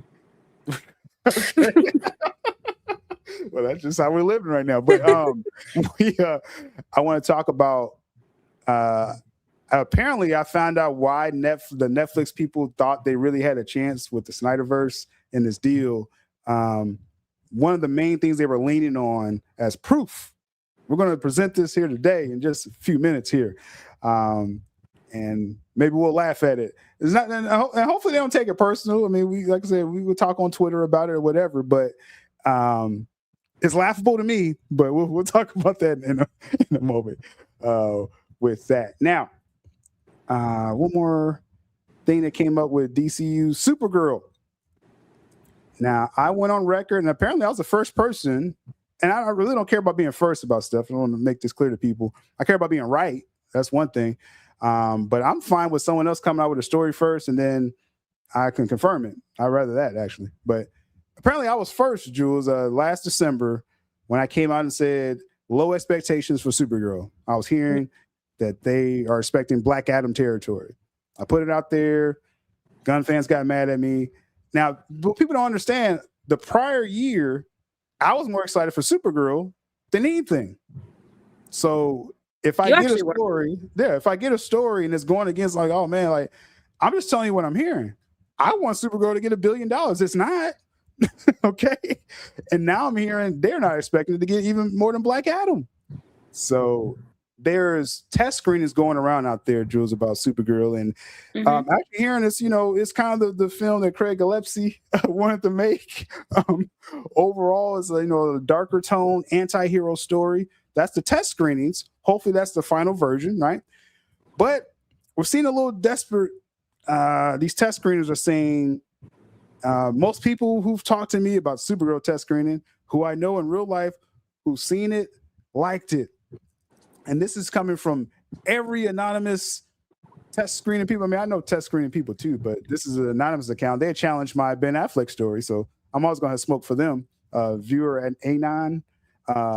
No, he challenged my Henry Cavill at the end of the Flash film. So I don't forget the haters. But everyone he's talked to, what a surprise, Jules! Everyone a known Shield has talked to loves the film. I'm not buying that. Yeah. Okay. Yeah. I'm not buying it either. Like, likes it. I'm sure they like it enough. Is it gonna make waves over the summer? Highly doubt it. I mean, I'm just thinking it's gonna fall in line with what I'm hearing. Is they suppose he hasn't invested too much money into it. So if it gets like around 300 million, they could say, hey, we made enough. And then if David Ellison, Paramount, if they're like, I don't know if I want to work with this. You're not going to see her no more. You know, That's exactly what's going to happen. I was like, okay, this is like another one of those lackluster films, like here today, gone tomorrow. And yeah, like Neo was saying, the summer blockbusters, they're here to stay. Like every year we have, the summertime is the worst time for these movies to come out. I don't know why they keep trying to shoehorn this universe into like big summertime flicks.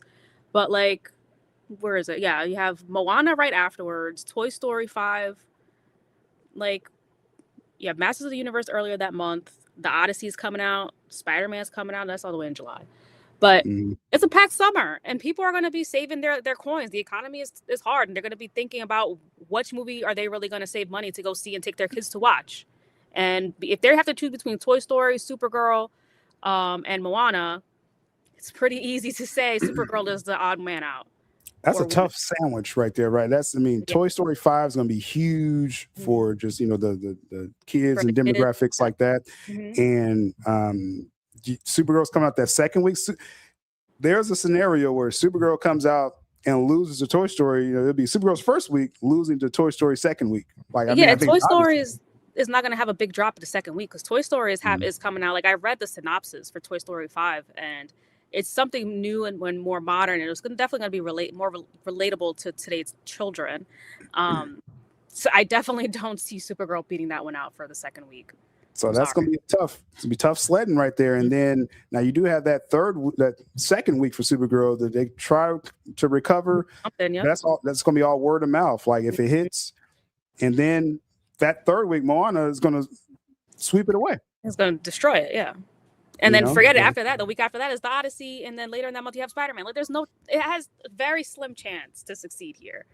Like this movie should have been released like in the spring, in the fall, just not in the summer. Yeah, I would say like people saying April. I would say May. April, May. May would have been perfect for this.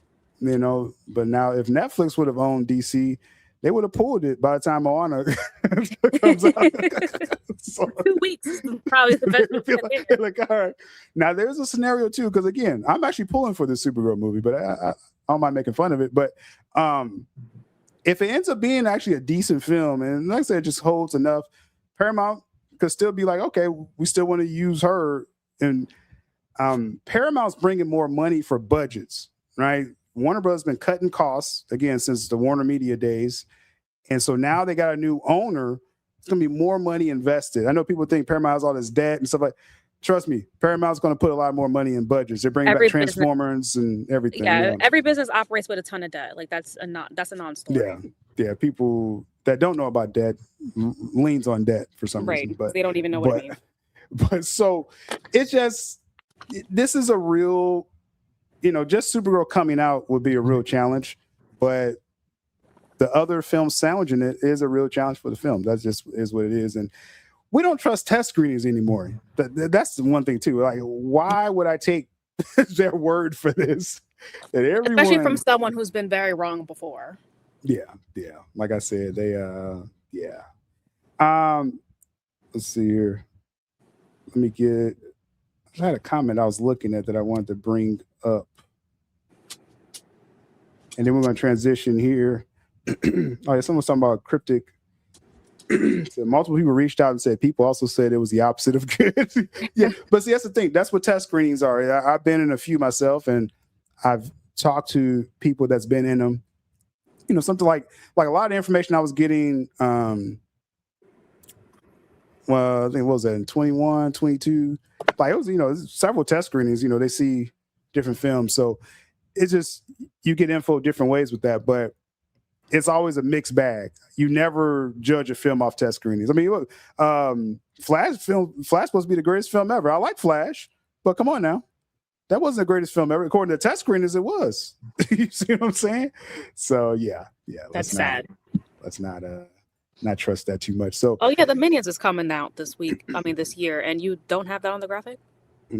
Well, I stole the graphic, so it was their fault. Oh. Yeah, Minions is huge. Minions is going to easily make $1 billion. So it's really over. So let's make sure that we can always. I don't know if I remember they have the Super Bowl commercial. Mm-hmm. Pretty sure it's coming out this year. Minions film. What's this? 2026. Let's see. When is that?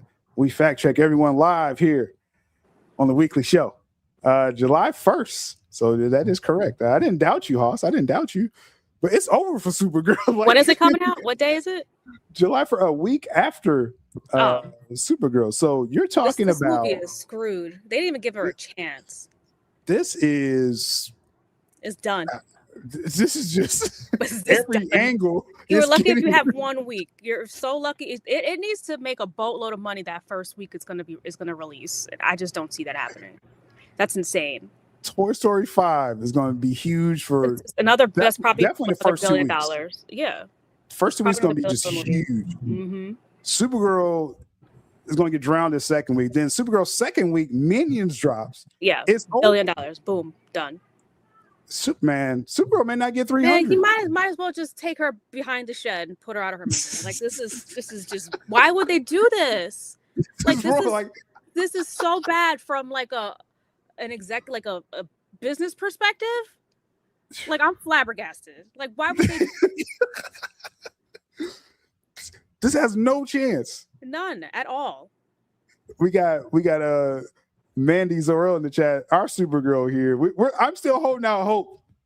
Mandy, okay? It wasn't looking good before, man. But Jesus, this is looking so bad. This is getting, man.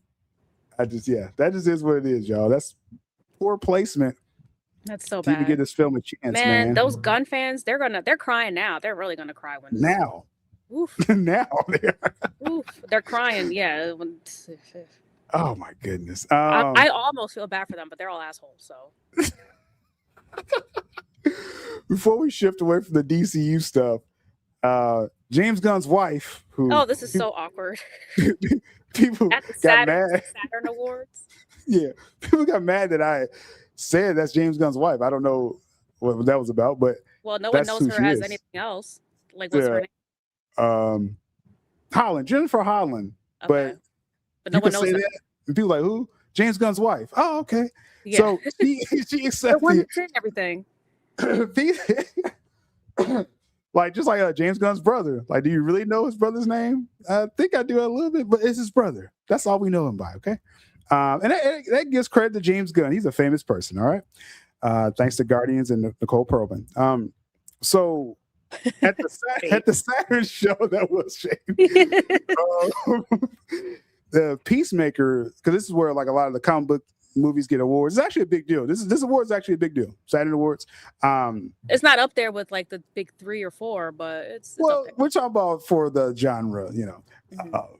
Peacemaker beat out Daredevil for best CBM, live action series, right? I think if Daredevil wasn't like half baked, it would have easily destroyed Peacemaker, but that's another story for that. James Gunn's wife accepted the award in his honor, and let's see what she had to say. I just want to say thank you to HBO Max, to DC Studios, to DC Comics and all of the DC Comics writers and DC Comics artists who have gotten us to where we are, and probably Paramount, because they're probably going to own us soon, is my guess. Huh. Awkward. Now, you James Gunn fans, y'all saying like, Gunn, he's going to stay, right? Someone told me this proves that he's going to stay. Let me play it again. And DC Comics artists who have gotten us to where we are, and probably Paramount, because they're probably going to own us soon, is my guess. Yikes. Really quickly, because Yeah. I mean, this proves nothing, first off, but I find it interesting that she name dropped Paramount because, we expect the deal to close. I'm just trying to secure the bag, And again, it's still business to be had. When they close the deal, Gunn will still be under contract, right? And then now this kind of goes against the whole thing. Oh, he's just going to walk out and quit. You know what I mean? Right, because if he was already planning on quitting, she wouldn't have done a Paramount shout out. Yeah, because that's his wife. Big bad Paramount. I think his contract is going to run out, y'all. Again, until it's proven otherwise. Unless it's extended again by some Which miracle. would be very odd, right? This would be a miracle. I'm expecting this over again. I would love to hear the theories why you think it shouldn't be. People saying, "Oh, well, DC was in the gutter, and it was, that was their own fault." Right. James Gunn didn't like. If Superman would have did $1 billion or 800, then I would be like, oh, you have a point. Even 7, we're like, okay, they might have something here if they made 7. They couldn't even crack 650. They had to just take away the 20 that they found. Yeah, they thought they cracked 620, but then they took it back. They took back a couple billion. So I'm just saying, I would love for any true argument against that. Just why I'm thinking, because people saying like I'm like misleading my viewers, saying Gunn's contract runs out April 2027. No, this is you can fact check it. This is known. I'm just saying, reported on by all the big media companies. Yeah. And that was his extension. So I'm just not expecting another extension, y'all. That's all. If DeLuca and Abdi wasn't extended, then I could be like, oh, maybe they are waiting, right? Maybe let's see what Paramount does. They didn't wait for DeLuca and Abdi. The telltale sign was just not extending it a month prior to Man of Tomorrow coming out. Like, they don't even want that man doing press junkets by the looks of it. Like, what happened here? Let's get to this because I want to get to this Netflix conversation with the time because you never know when Jules they got to yank her out of here. What I want to touch on this Netflix. Why there was so much confidence in this Netflix angle, right? Because at first, with the whole sell the Netflix thing, it came out of a really probably necessity after James Gunn and Peter Safran got hired. There was kind of no hope for DC and we're talking from the Snyder fans' perspective. It was no hope for DC. He's probably gonna be there for 10 years. Like, man, he immediately said he wasn't gonna release the Ayer cut. Like, he just came in the door like, he did, yeah. Everybody was like, oh, he's really close with David Ayer. He'll do it. And kind of Ayer was kind of backing him on that too. And then and then Gunn just came out like, nah, we're not releasing that shit. You're gonna have to wait. Okay. And he had a short contract anyway. It was only like a 4-year contract, which goes against your placeholder universe idea. It's like, it goes against it? Yeah. How's it go against it? What? No, I guess it goes with it. Oh, it goes with it. Okay, I'm sorry. Your placeholder. I've been too hyped up lately. I thought we was going to argue about it. We're on the same page. But so this whole thing with Netflix, like, again, when Gunn came in, he struck down Ayer cut immediately because it was momentum with Ayer cut then, and the person that saw the Ayer cut, he put that out there. Like, that's not. Again, all this stuff can be. We're in a time of Google, and you can even search with AI, and people still don't look up stuff, before saying something. It's amazing. It's never been easier to find the answer. Like, really, you don't have to be in the dark. Lazy. Either you're lazy or stupid. Maybe both. Right, probably both. I'm leaning on both with that. Yeah. So at that time, though, it's like, okay, sell Snyder versus Netflix, right? Gunn's going to be here for 10 years again, and we're speaking back then. Yeah, around that time, that's what we thought. Now he's going to be. Obviously less, but it's like sell it to Netflix and give us a chance, third party. Scott Stuber was still at Netflix, right? Scott Stuber even talked about, hey, well, we have to, you got to license that stuff. He spoke on the sell movement, and I thought that was a big time for that movement. And they probably had a trending event. And they was happy after that, but that's about all you got with the Netflix thing. Was a shout out from Scott Stuber because Scott Stuber left Netflix, and that's when things changed with the Netflix agenda. That's when it was feeling kind of funny to me a couple years ago, and I was like, we probably should chill out until Zach gets active. I literally said that to a DM group. Yep, and they can vouch for me on that. I was like, I'm not hearing nothing with Zach. I ain't hearing nothing with Netflix. This was 2 years ago. And now we're here today, and people are still holding on that Netflix was our best option, Jules, to restore the Snyderverse. Now, we talked ad nauseum, Jules, about why we favored Paramount over Netflix. Now, more on the Netflix side was the lack of Zack Snyder content. was the problem. Just the overall treatment that Zack was receiving from Netflix, who allegedly is supposed to be the one championing his work. Again, our number one priority is the Snyderverse. That's what brought us all together, everybody in this chat. That's what created this whole account, Sills Network. Number 2 was the theaters. We want to make sure the theaters will survive.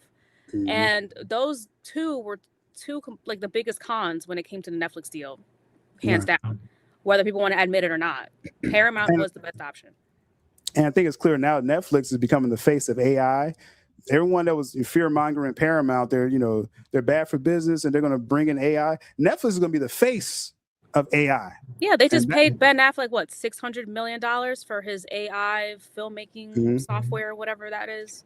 And we're not against AI, but it's just the whole misinformation with Paramount stuff. That's what really was like, okay, are y'all really about Zach, or you really just want Netflix? So I would say this. I know a lot of this Netflix energy was, for their hashtags, right? Like, I think we can be honest saying that. And again, people could take that as a jab, whatever. Like, I would love to, I can explain myself fuller with that, but there's some ownership with that. Like the original Release the Snyder Cut crew, they took a lot of pride that took over the world. Release the Snyder Cut. It did, right? This is the biggest win in fandom history. Release the Snyder Cut, right? So I get that, but they always remain Zack Snyder fans. It was, and the hashtag was very direct. Just release the Snyder Cut, like whoever. Right. They didn't care who released it, just someone release it. That was the energy. And then about restore, that was that same energy. Whoever can restore the Snyderverse. This sell to Netflix thing was very pointed, and I think it made sense at the time. And then Scott Stuber left, things changed. So now, okay, with the sale. And before we do that, Neo7's here. Netflix influencers gaslit the fandom. The writing is on the wall. I mean, I can't. Who can argue against that? You know what I'm saying? Like, it definitely was some weird activity as far as with the Netflix movement. I mean, yes, that group, it started under my channel, basically. I mean, I think I'm not wrong in claiming that. And when I didn't want to go 100% on Netflix, they took, they took their talents elsewhere, right? And now, it's over, right? But just gotta put it on a tombstone. You guys can go weep over there. So, outside of I just want the credit. And again, I know this when they clip this, they're not going to say this. Probably what I'm about to say, but I understand wanting credit. I actually understand that. Like, it's better that you don't act like that's not a big part of it, right? You know what I'm saying? We got the Snyder, they sold the Snyderverse.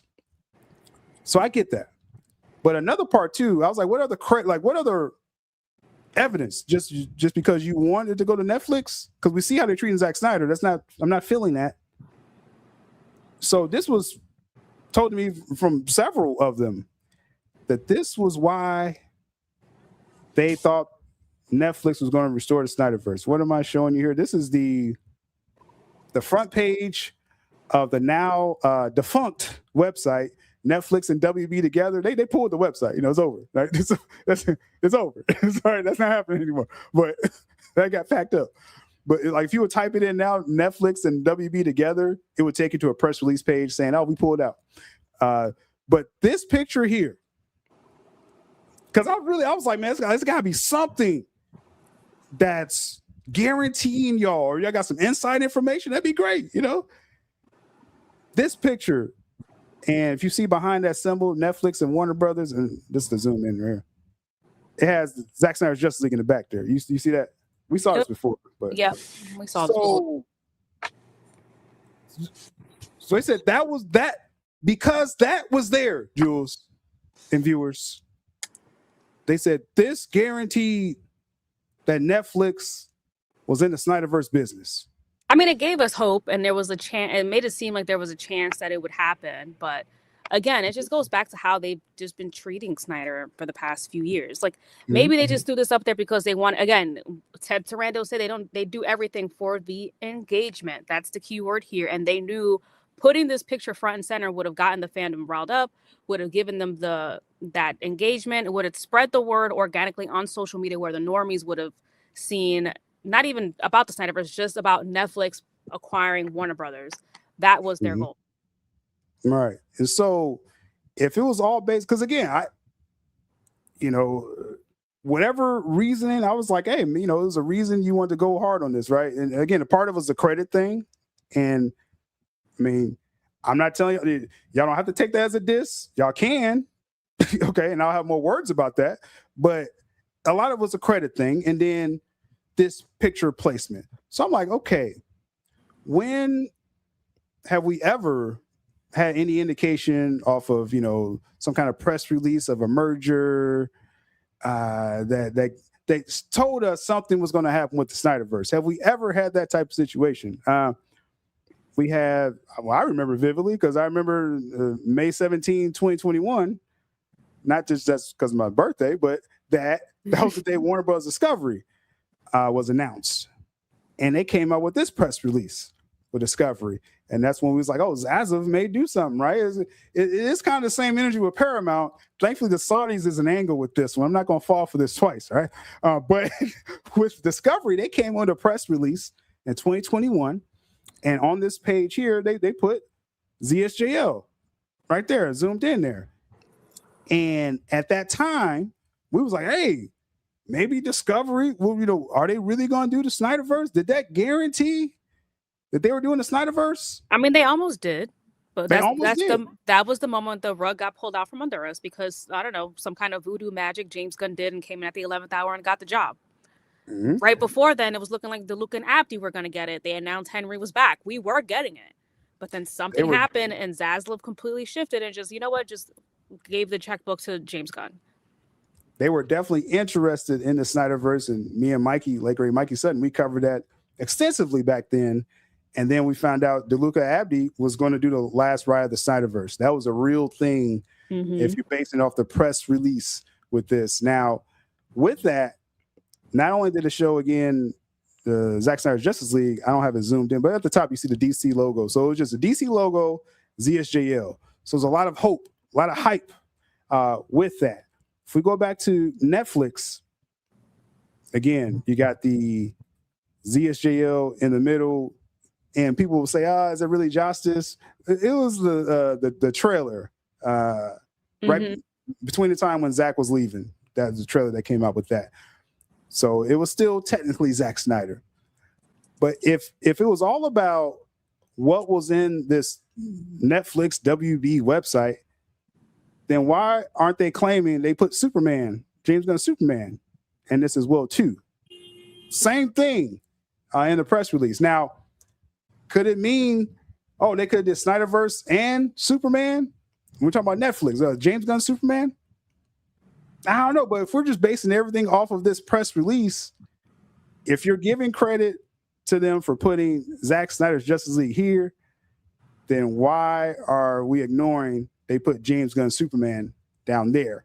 And then as far as the other reports with James Gunn and Peter Safran and everyone under Warner Brothers, they felt that Netflix wasn't going to touch anything, with Warner Brothers. It was going to be separate, truly separate. I mean, from what we understand the past week when David Ellison met with all the executives within Warner Brothers Discovery, it didn't go that great with Safran. From what I understand, James Gunn didn't even attend the meeting at all. And people at Warner Brothers were not happy. I think Casey Bloss was not happy when they announced that Paramount won the bid. Right. He had he exclaimed, "It's all over," or "It's over." So yeah, I mean, all of their jobs were a lot safer with Netflix, and it's not so safe now with Paramount. Right. So just with the Netflix way, first off, I think it's clear they would have killed theaters. I think that's very clear. Yeah, it would have been even more AI, and people act like they were scared of Paramount with AI. And then again, was there real interest in Zack Snyder's Justice League? It's a little obscure, right? This is a little obscure. But I see your boy front and center, your boy Corn Sweat, Jules. I see him a clear picture. My boy. I don't know where you're getting that from. But my point is, I understand when we thought in 2021, because I was there, I covered it pretty extensively. We had a real shot there. Again, it's been confirmed. Again, people saying that's the closest we've ever gotten. People saying, if I'm misleading my viewers, you can find the article right now that confirmed DeLuca and Abdi was going to do the last ride of Snyderverse. I think they were going to do Man of Steel 2 also. think that was the point of him returning. Yeah, they was getting a script written for it. So that was a real thing. And I felt that was more front and center than hidden behind a logo here. Just in my opinion. I don't see, and then Sarandos had comments coming out how he was trying to pivot away from spending too much money. So Netflix, I don't know if they really want to put money up for a Justice League. I'm glad you brought that up, because if they were going to debt finance like 90% of this, and they're already their purse strings are already tight as it is, they were not going to have multiple universes going on at the same time. Especially not in the beginning when they need to make up all that money. Mm-hmm. Yeah. So, I mean, that's a real thing. And I just, it was nothing was guaranteed with Netflix, just in my opinion. I mean, was it a glimmer of hope right there? I mean, yeah. I mean, again, I remember how I felt in 2021 when I saw ZSJL, the picture I just showed y'all, and I was like, oh, we may have a chance here. This feels different to me on the Netflix page, and again, they're giving equal, probably more shine to not your boy, but James Gunn's Superman. Maybe your boy. With that, I got no voice. So let's cover the super chat real quick, and I'll get your further thoughts if you still have more with that, Jules. But it says when we all found out that it was going to Paramount, they rallied against it. Strange behavior. I thought it was about Zach continuing his story. And yeah, I mean, that's at the end of the day, and that's when I was like, I wasn't feeling Netflix when Stuber left after some time. I was like, if this is about Zach, we got to rock with who's really rocking with Zach. That was around the time that the 300 prequel was announced, Jules. And I was like, Warner Brothers and Zach, hey, they can restore the Snyderverse. Like, if Netflix ain't going to do it, you know what I'm saying? So that's the easiest route. Mm-hmm. Yeah. So that's just my thoughts with that. Again, a lot of people brought up their reasonings, and I'm not here to knock people's reasonings. If you're comparing it to 2021, I'm not getting that same energy from Netflix that I was getting from Warner Bros. Discovery day one. And we actually saw what happened, that we really was close. And that's all verifiable, as far as with that. So, yeah, at the end of the day, if you see the Luca and Abdi involved, now you have the Saudis involved who love Zack Snyder. I mean, again, we're not psychics, but writing on the wall, there's a good chance it's coming back. Mm-hmm. No, for sure. And I think just at this point, like Neo 7 saying here, hey, it's looking like Paramount's going to get it. That's where we're pivoting. And I think me and you, Jules, we've been very fair. We've been biased, but fair with when it looked like Netflix was going to get it. It was like, we'd rather Paramount. Yeah, but we'll see what they do. Let's give them a chance. And we holding out hope. As long as Zach was holding out hope, I was like, right, we're going to see what happens. Which is what like real fans of Zach should be doing, regardless of if they're doing anything different. Then they obviously have their own motives and their own agendas, and they're not for Zach purely or genuine. That's just kind of what it can appear, and I'm not going to speak for the whole group, but just, you just see that the energy that some of them put out there. I think at the end of the day, if it's about Zach, like we've been saying, whoever comes out, you know what I'm saying, with the Snyder Cut, we're going to be with it. So I see Cuban Comic Fan in the chat. What's good with you, man? I see you. That's a local Sil Nation right there. Interesting. And Jules hasn't been pulled yet, so we may have a little more time here. Let's see. But shout out to Neo Sevens for sure. Do a Ric Flair one time. Let's get to the final thing. See if we can get through all of it. I'm trying to get my screen together because we alluded to David Ellison, head of Paramount Skydance.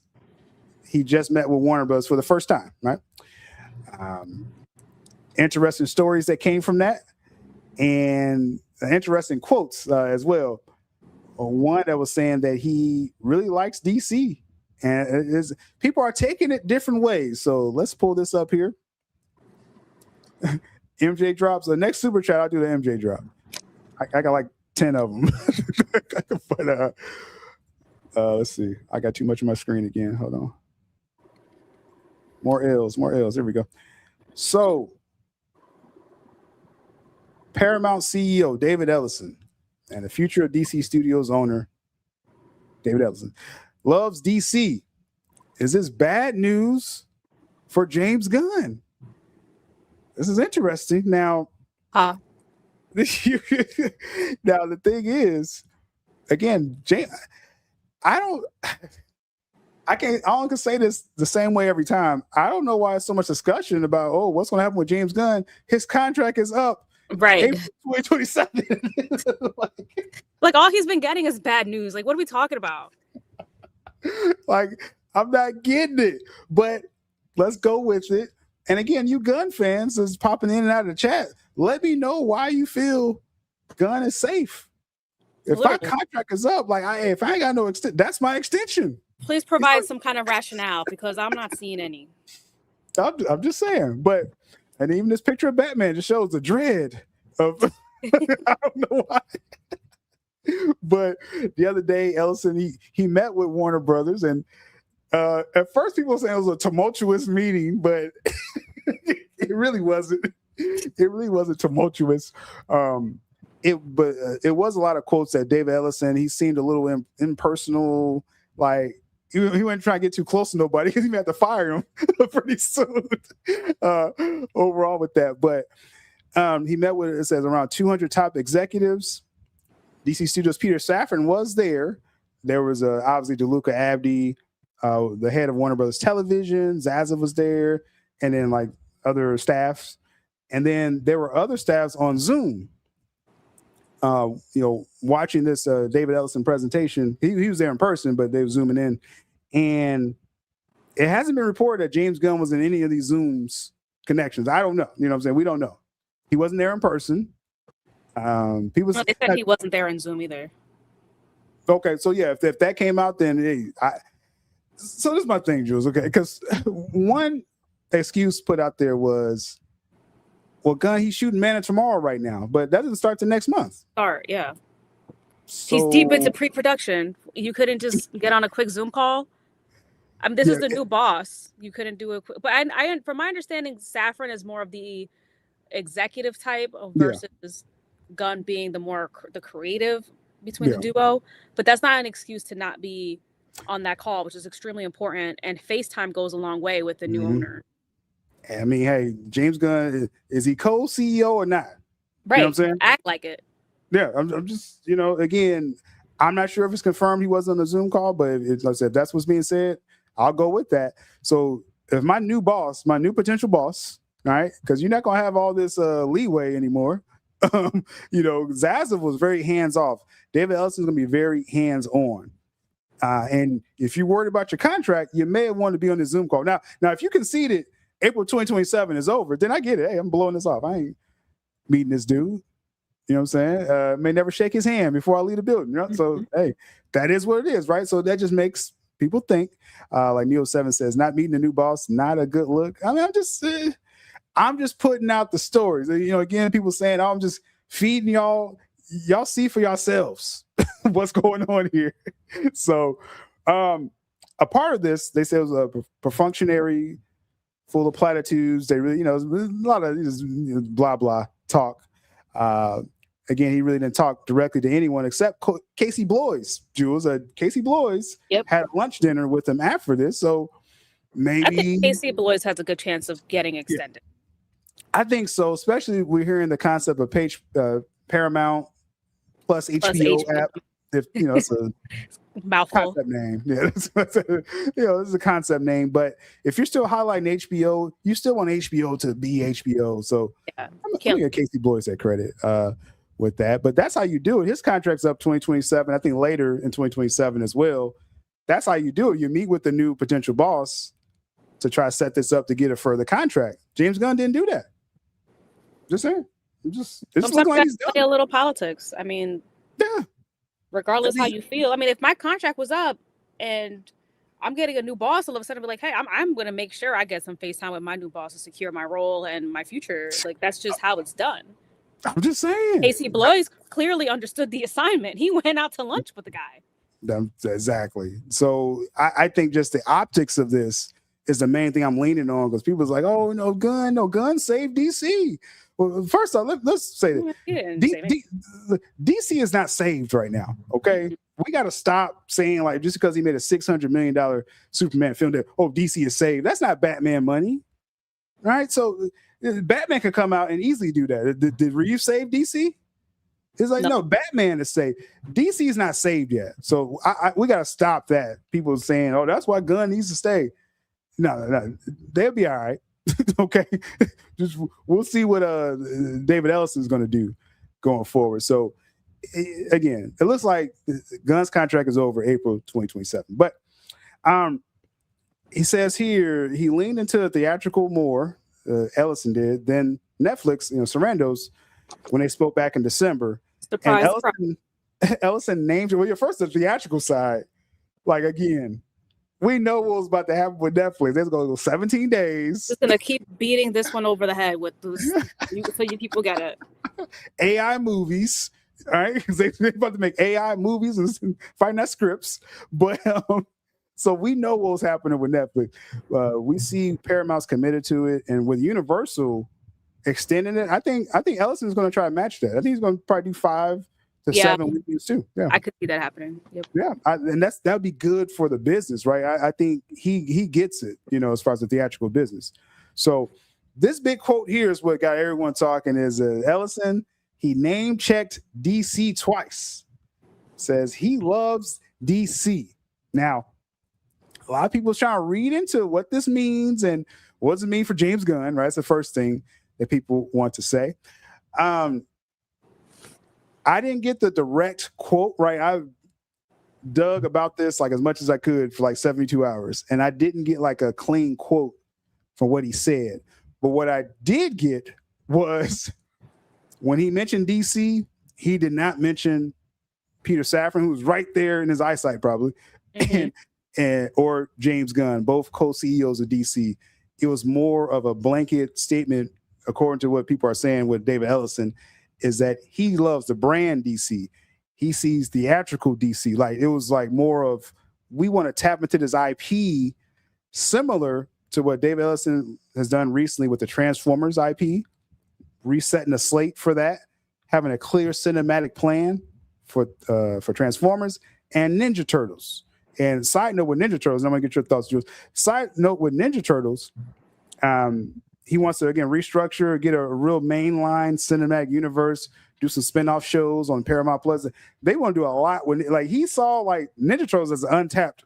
Yeah, it's been underdeveloped for like decades. People have been wanting a good TMNT movie, and it's just been a reboot after reboot after reboot, like every other year. It's the weirdest thing. Directionless, if I can get that word out. It's directionless. Thank you. Get out there. So he looked at it with that, with Ninja Turtles, with Transformers. He was like, "Oh, let's throw these films. Let's make big budget. They come with money. Okay, that's what Paramount's doing. He's coming with money. He wants multiple Transformers films, spinoffs. So that same energy he has with those IPs, and we'll see what he does with Star Trek. I would love to hear how he's gonna flip that over. But he's gonna bring that same energy to DC. That's what people have to understand. It's a overall approach, Jules, with DC, and now that could mean with the world Gunn has built. That could mean without it as well. But I think during the meeting, he did name a few other execs directly, like name them in the meeting. Yeah. But it seems like he purposely did not mention Safran or Gunn by name, but he mentioned other execs. He just mentioned the IP itself, not the executive running them, which is usually not a great sign. That's the point, is that I was a long-winded way of I was trying to get to that. Thank you. Is that he, not only he mentioned that brand, DC brand, extracting the brand, just like he's doing with Ninja Turtles, Transformers, didn't mention Gunn and Safran at all. Now I'm just saying, like, you come in, a new boss comes into my job, and he mentions my department, and I'm the manager, and he don't mention me at all. Like, dang, this don't look good. like damn, he don't like me. He like, hates my ass. This department, a lot of potential, with this department. I'm interested in this department. When you hear the word potential, that means you're not living up to your expectations. You're out the door. But over here, then David Ellison says, and WB is great. DeLuca and Abdi, it was like a near standing ovation, they said. Right. For them. Hey, So, I mean, they deserve it. They saved WB. yeah. Now that's how, when we talk about saving, because people, DC is saved. Again, DC's not saved, y'all. No. You see what's going to happen with Supergirl? Supergirl's going to get flipped and tossed and everything. Like, DC's not saved yet, right? But as far as with Warner Brothers we saw that in real time, was saved in real time with Minecraft, Sinners, Weapons, Last Conjuring. And people thought a lot of their projects were going to flop, and they didn't. They got most of the billion-dollar franchises this year. I think all the $1 billion films were their productions this year. No, yeah. That's what it looks like when a company, when a department is saved, a brand is saved, WB, and then the new potential owner shouted them out. So yeah, y'all were the best in the world last year. Let's keep doing it. He's like, y'all gonna have this studio over here. We're gonna run Paramount over here. He told him this directly. He didn't say nothing about DC Studios. Okay. So that's one thing. Back to the Ninja Turtles real quick, Hoss. I did hear, though they put that last Ronin film, that's that dark future, Ninja Turtle, very popular comic book. Though it's on the back burner right now, I was told that David Ellison, he wants to, again, get the mainline Ninja Turtles going again and the spinoffs from that. More, family friendly as well. He wants a more universal appeal for Ninja Turtles. Build up to the last Ronin. But that project is not dead. That's not off the table. The creators behind it, they still are expecting to do it. So just keep that in mind with that. I like Ellison's approach to let's fix that needs to be fixed and save Ninja Turtles. Yeah, I absolutely agree with that approach. Just coming out of nowhere with the last Ronin movie would seem a little strange. Let people fall in love with these characters. We haven't seen these characters in a real way in many years. Like, all those failed reboots don't count because no one watched them. That's why they kept getting rebooted. Yeah. So yeah, definitely they're going to continue to do that in the future. So I'm looking forward to what they do with that. JT says, I'm hoping DeLuca Abbey took some of the street cred and flipped it into being the next co-heads of DC. Hey, I mean, if Gunn's contract is going to run out, Jules, I mean, all I can expect is it's going to be all under Warner Brothers now. Right. That's a great segue, actually, because we talked about this a lot, off stream, right? I think we're both on the same page. We just assume DC will just fall right back under the WB umbrella, and DeLuca and Abdi will be in charge of all of it. Yeah, that's what it's I mean, that looks to be the smart thing to do now. Yeah. But also too, again, he's just like with the Ninja Turtles and Transformers. David Ellison's going to have input in these big IPs. Yep. Like, even if Gunn stays, that's what Gunn fans have to realize too. And I'm talking about just the Gunn only people, because again, there's people they watch everything. I'm talking about you Gunn only people thinking Zack Snyder threatens you every time you hear his name. Even if Gunn stays, let's say he gets this miracle extension. David Ellison is going to still be like, do this, and that. Like, you don't have just all this autonomy anymore. Like, that's a wrap. So either way, I think we're going to get major DC projects. They're going to spend the money for it. And just for DC overall, I think this is great. And then the Saudi connection makes it even better because literally they're in business with Zack Snyder already. So now they're going to have minority stakes in Warner Brothers. I mean, I don't. How is this? This is the final thing before we start winding down. How is this not a positive thing for Snyder fans? I'm really like I've been hearing so much stuff, and again, I understand when the haters get active on my timelines because something's coming. They're getting nervous. I remember this in 2022. They were just like, oh, Cavill was coming back, Ben was coming back. The people was really nervous on my timeline, and then they hired James Gunn. I get it, but now this connection is really what's been leading us with this Paramount thing. And I'm seeing just some Snyder fans, not all, not even all the Netflix people, just some Snyder fans are like, big deal. He's friends with someone who does entertainment for the minority stake shareholders of Warner Brothers. And he's a billionaire in his own right. He's just a minority owner and great friends with Zack. So I'm just trying to... And working on a current project together. I mean, come on. Like, there's just so many. Just keep going on and on. I'm so lost. And again, it's not about people like, oh, follow my messaging. It's not even about that. I try to show y'all proof. That's what I've always done. Like if something hot is coming and I see an angle, I'm gonna bring that into your face. Now, either you believe it or you don't. But this is the most obvious one. Which is so they signed a deal for the Brawler film, and now again, now Turkey Al Sheikh, he is part of he does the entertainment deals. For the Saudis, for their whole PIF team. So he's technically not making the bid. He's the person that does the entertainment. He creates the WWE events. He struck the deal for Brawler. So that's where he comes in. Well, he's going to make the deal to do the movie. But the deal to do Warner Brothers is his boss. So that's how that works. But I can't be more clear than this, Jules. This fell exactly how it needed to for our best chance possible for as many films as possible. This literally couldn't have gone any better if you're a Snyder fan. For everything that we wanted, for everything to just fall perfectly the way it needed to, it seems to be happening currently. And once this deal goes through, and Brawlers does amazing, I don't know when it's supposed to come out, but that's just more. This is going to deeper Zack's relationship with the Saudis, and they're going to want to continue working with him. And they'll probably give him card like, hey, these are all of our IPs. Which one do you want? You want to continue your stuff? You want to do something new? Like, what do you want? And they'll give it to him. Yeah. And again, too, one pushback, people was like, well, the Saudis, they don't have control over the IPs with Warner Brothers. And it's like, well, first, no one. Well. Go ahead, Jules. It turns out each one of the Arab nations that will have a minority stake will have control over one IP each of their choosing. So yeah, that could mean one in particular can own DC, one can own Harry Potter, one can own Transformers, one can own Game of Thrones. There's like 4 nations, like 4 or 5.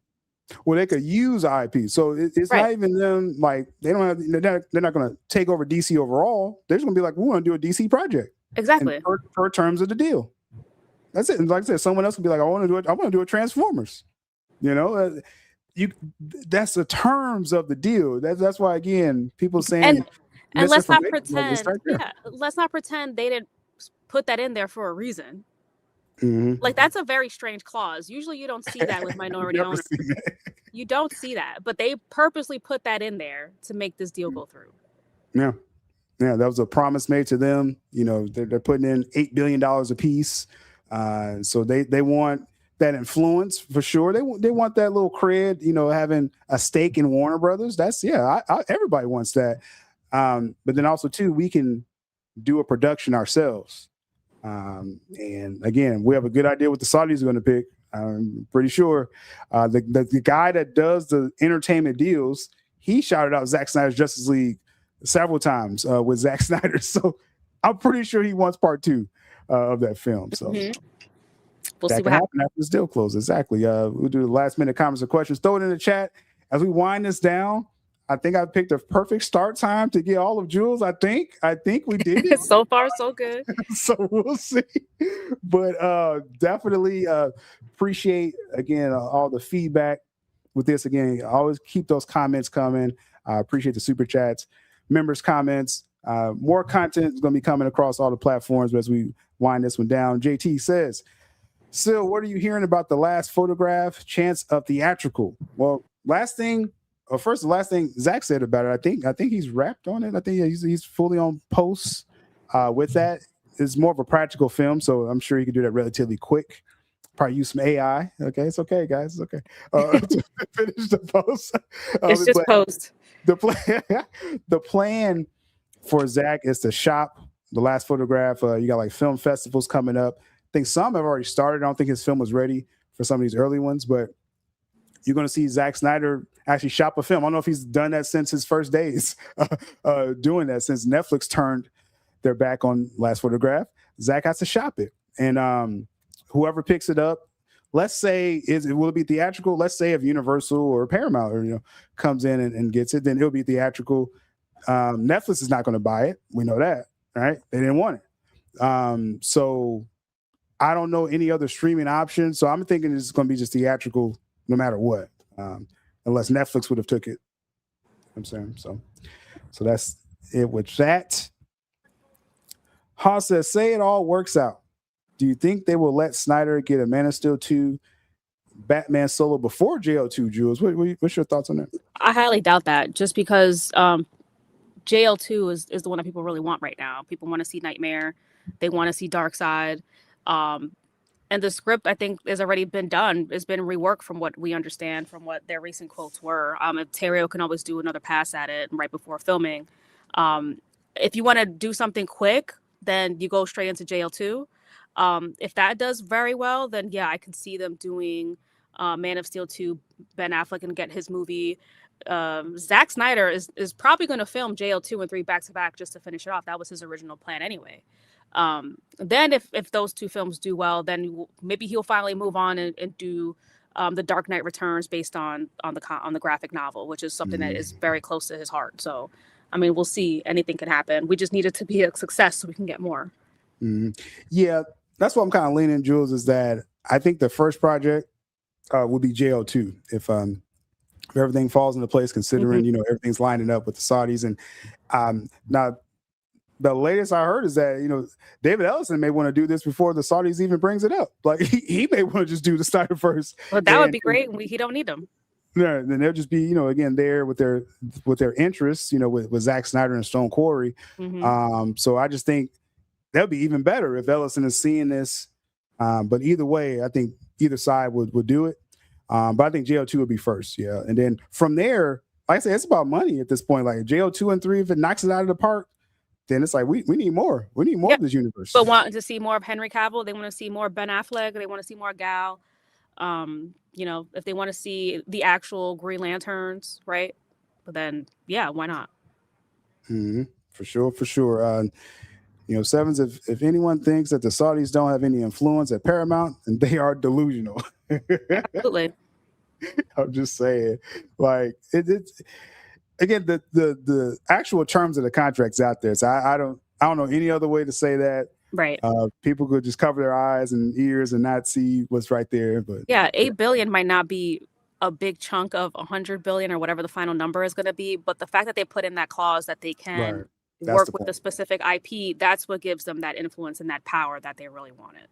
That's the point. That's why we're excited about their involvement. And I know there's people that's ignorant to these details. Again, some people, maybe they're not watching the weekly show. They need to. But it's just... Maybe they're biased in some way and they can't get over their own personal agenda. That's all it is. But we just try to, again, present the facts here. Like I've done for 5 summers now coming up is I want you to see the proof of what I'm saying. And obviously, if it's from a source I can't tell you, then, you have to trust me, bro. Like with Ben Affleck coming back and Cavill, I couldn't tell you who told me that, you know what I mean? But with information like this, I want you to see, because if people, test you on Twitter and like, oh, the Saudis can't do nothing, it's like, it's literally a clause in the contract. That's why we're so hype about this. So that is what it is. With that, A24 will be great for Last Photograph, yes. And, that will be theatrical as well. That would be great, yeah. I heard... it's funny because I started hearing from A24 people. This was it's probably like 2 years ago, but it was a lot of talk that Zach would do an A24 film. And then I was just talking about it on Twitter, and then some people reached out to me after that. You know what I'm saying? And was like, just basically, that was serious talk. There was actual talks of A24. I don't know if it was Last Photograph or something else, but that was the real thing. That's the real thing. So if they pick up Last Photograph, that'd be great. That'd be really great. So last one here before we close this out. Haas, random question. Have you heard anything about the Elden Ring film from A24? Not at all. Don't know what that is. Jules, you know what that is? Elden Ring is a video game. Oh, if I'm correct, I believe it's a video game. It's very popular. A movie? It's like an RPG video game. Fantasy kind. Okay. So I guess they're doing a movie. I guess they got the rights to do the movie or something like that. Yeah, I think I saw something about it a long time ago, but I haven't seen it. Yeah. And I'd be out in like 2 minutes. Yeah. Well, we're about to close now, actually. So perfect timing. So appreciate again all the chats with this, and again with this weekly show. We are going to try to be here weekly for the WB Paramount Saudis DC Snyderverse weekly show, where we talk about all things in between that and some of the latest news as well too for myself and Jules. Much appreciated. Till next time, we out of here. Watchmen forever vigilant, steady watching and listening, disciplined, militant, killing these dudes that started visiting. What's the latest word, yo, Sil? We need to know. Tell us what you heard, yo, Sil. We need to know the ins and outs. Who's walking out, buying in? We need to know your thoughts on what's new, what you do to stream a hell of a show. Let's go. One hell of a show. Let's go. Let's go. Go. Go.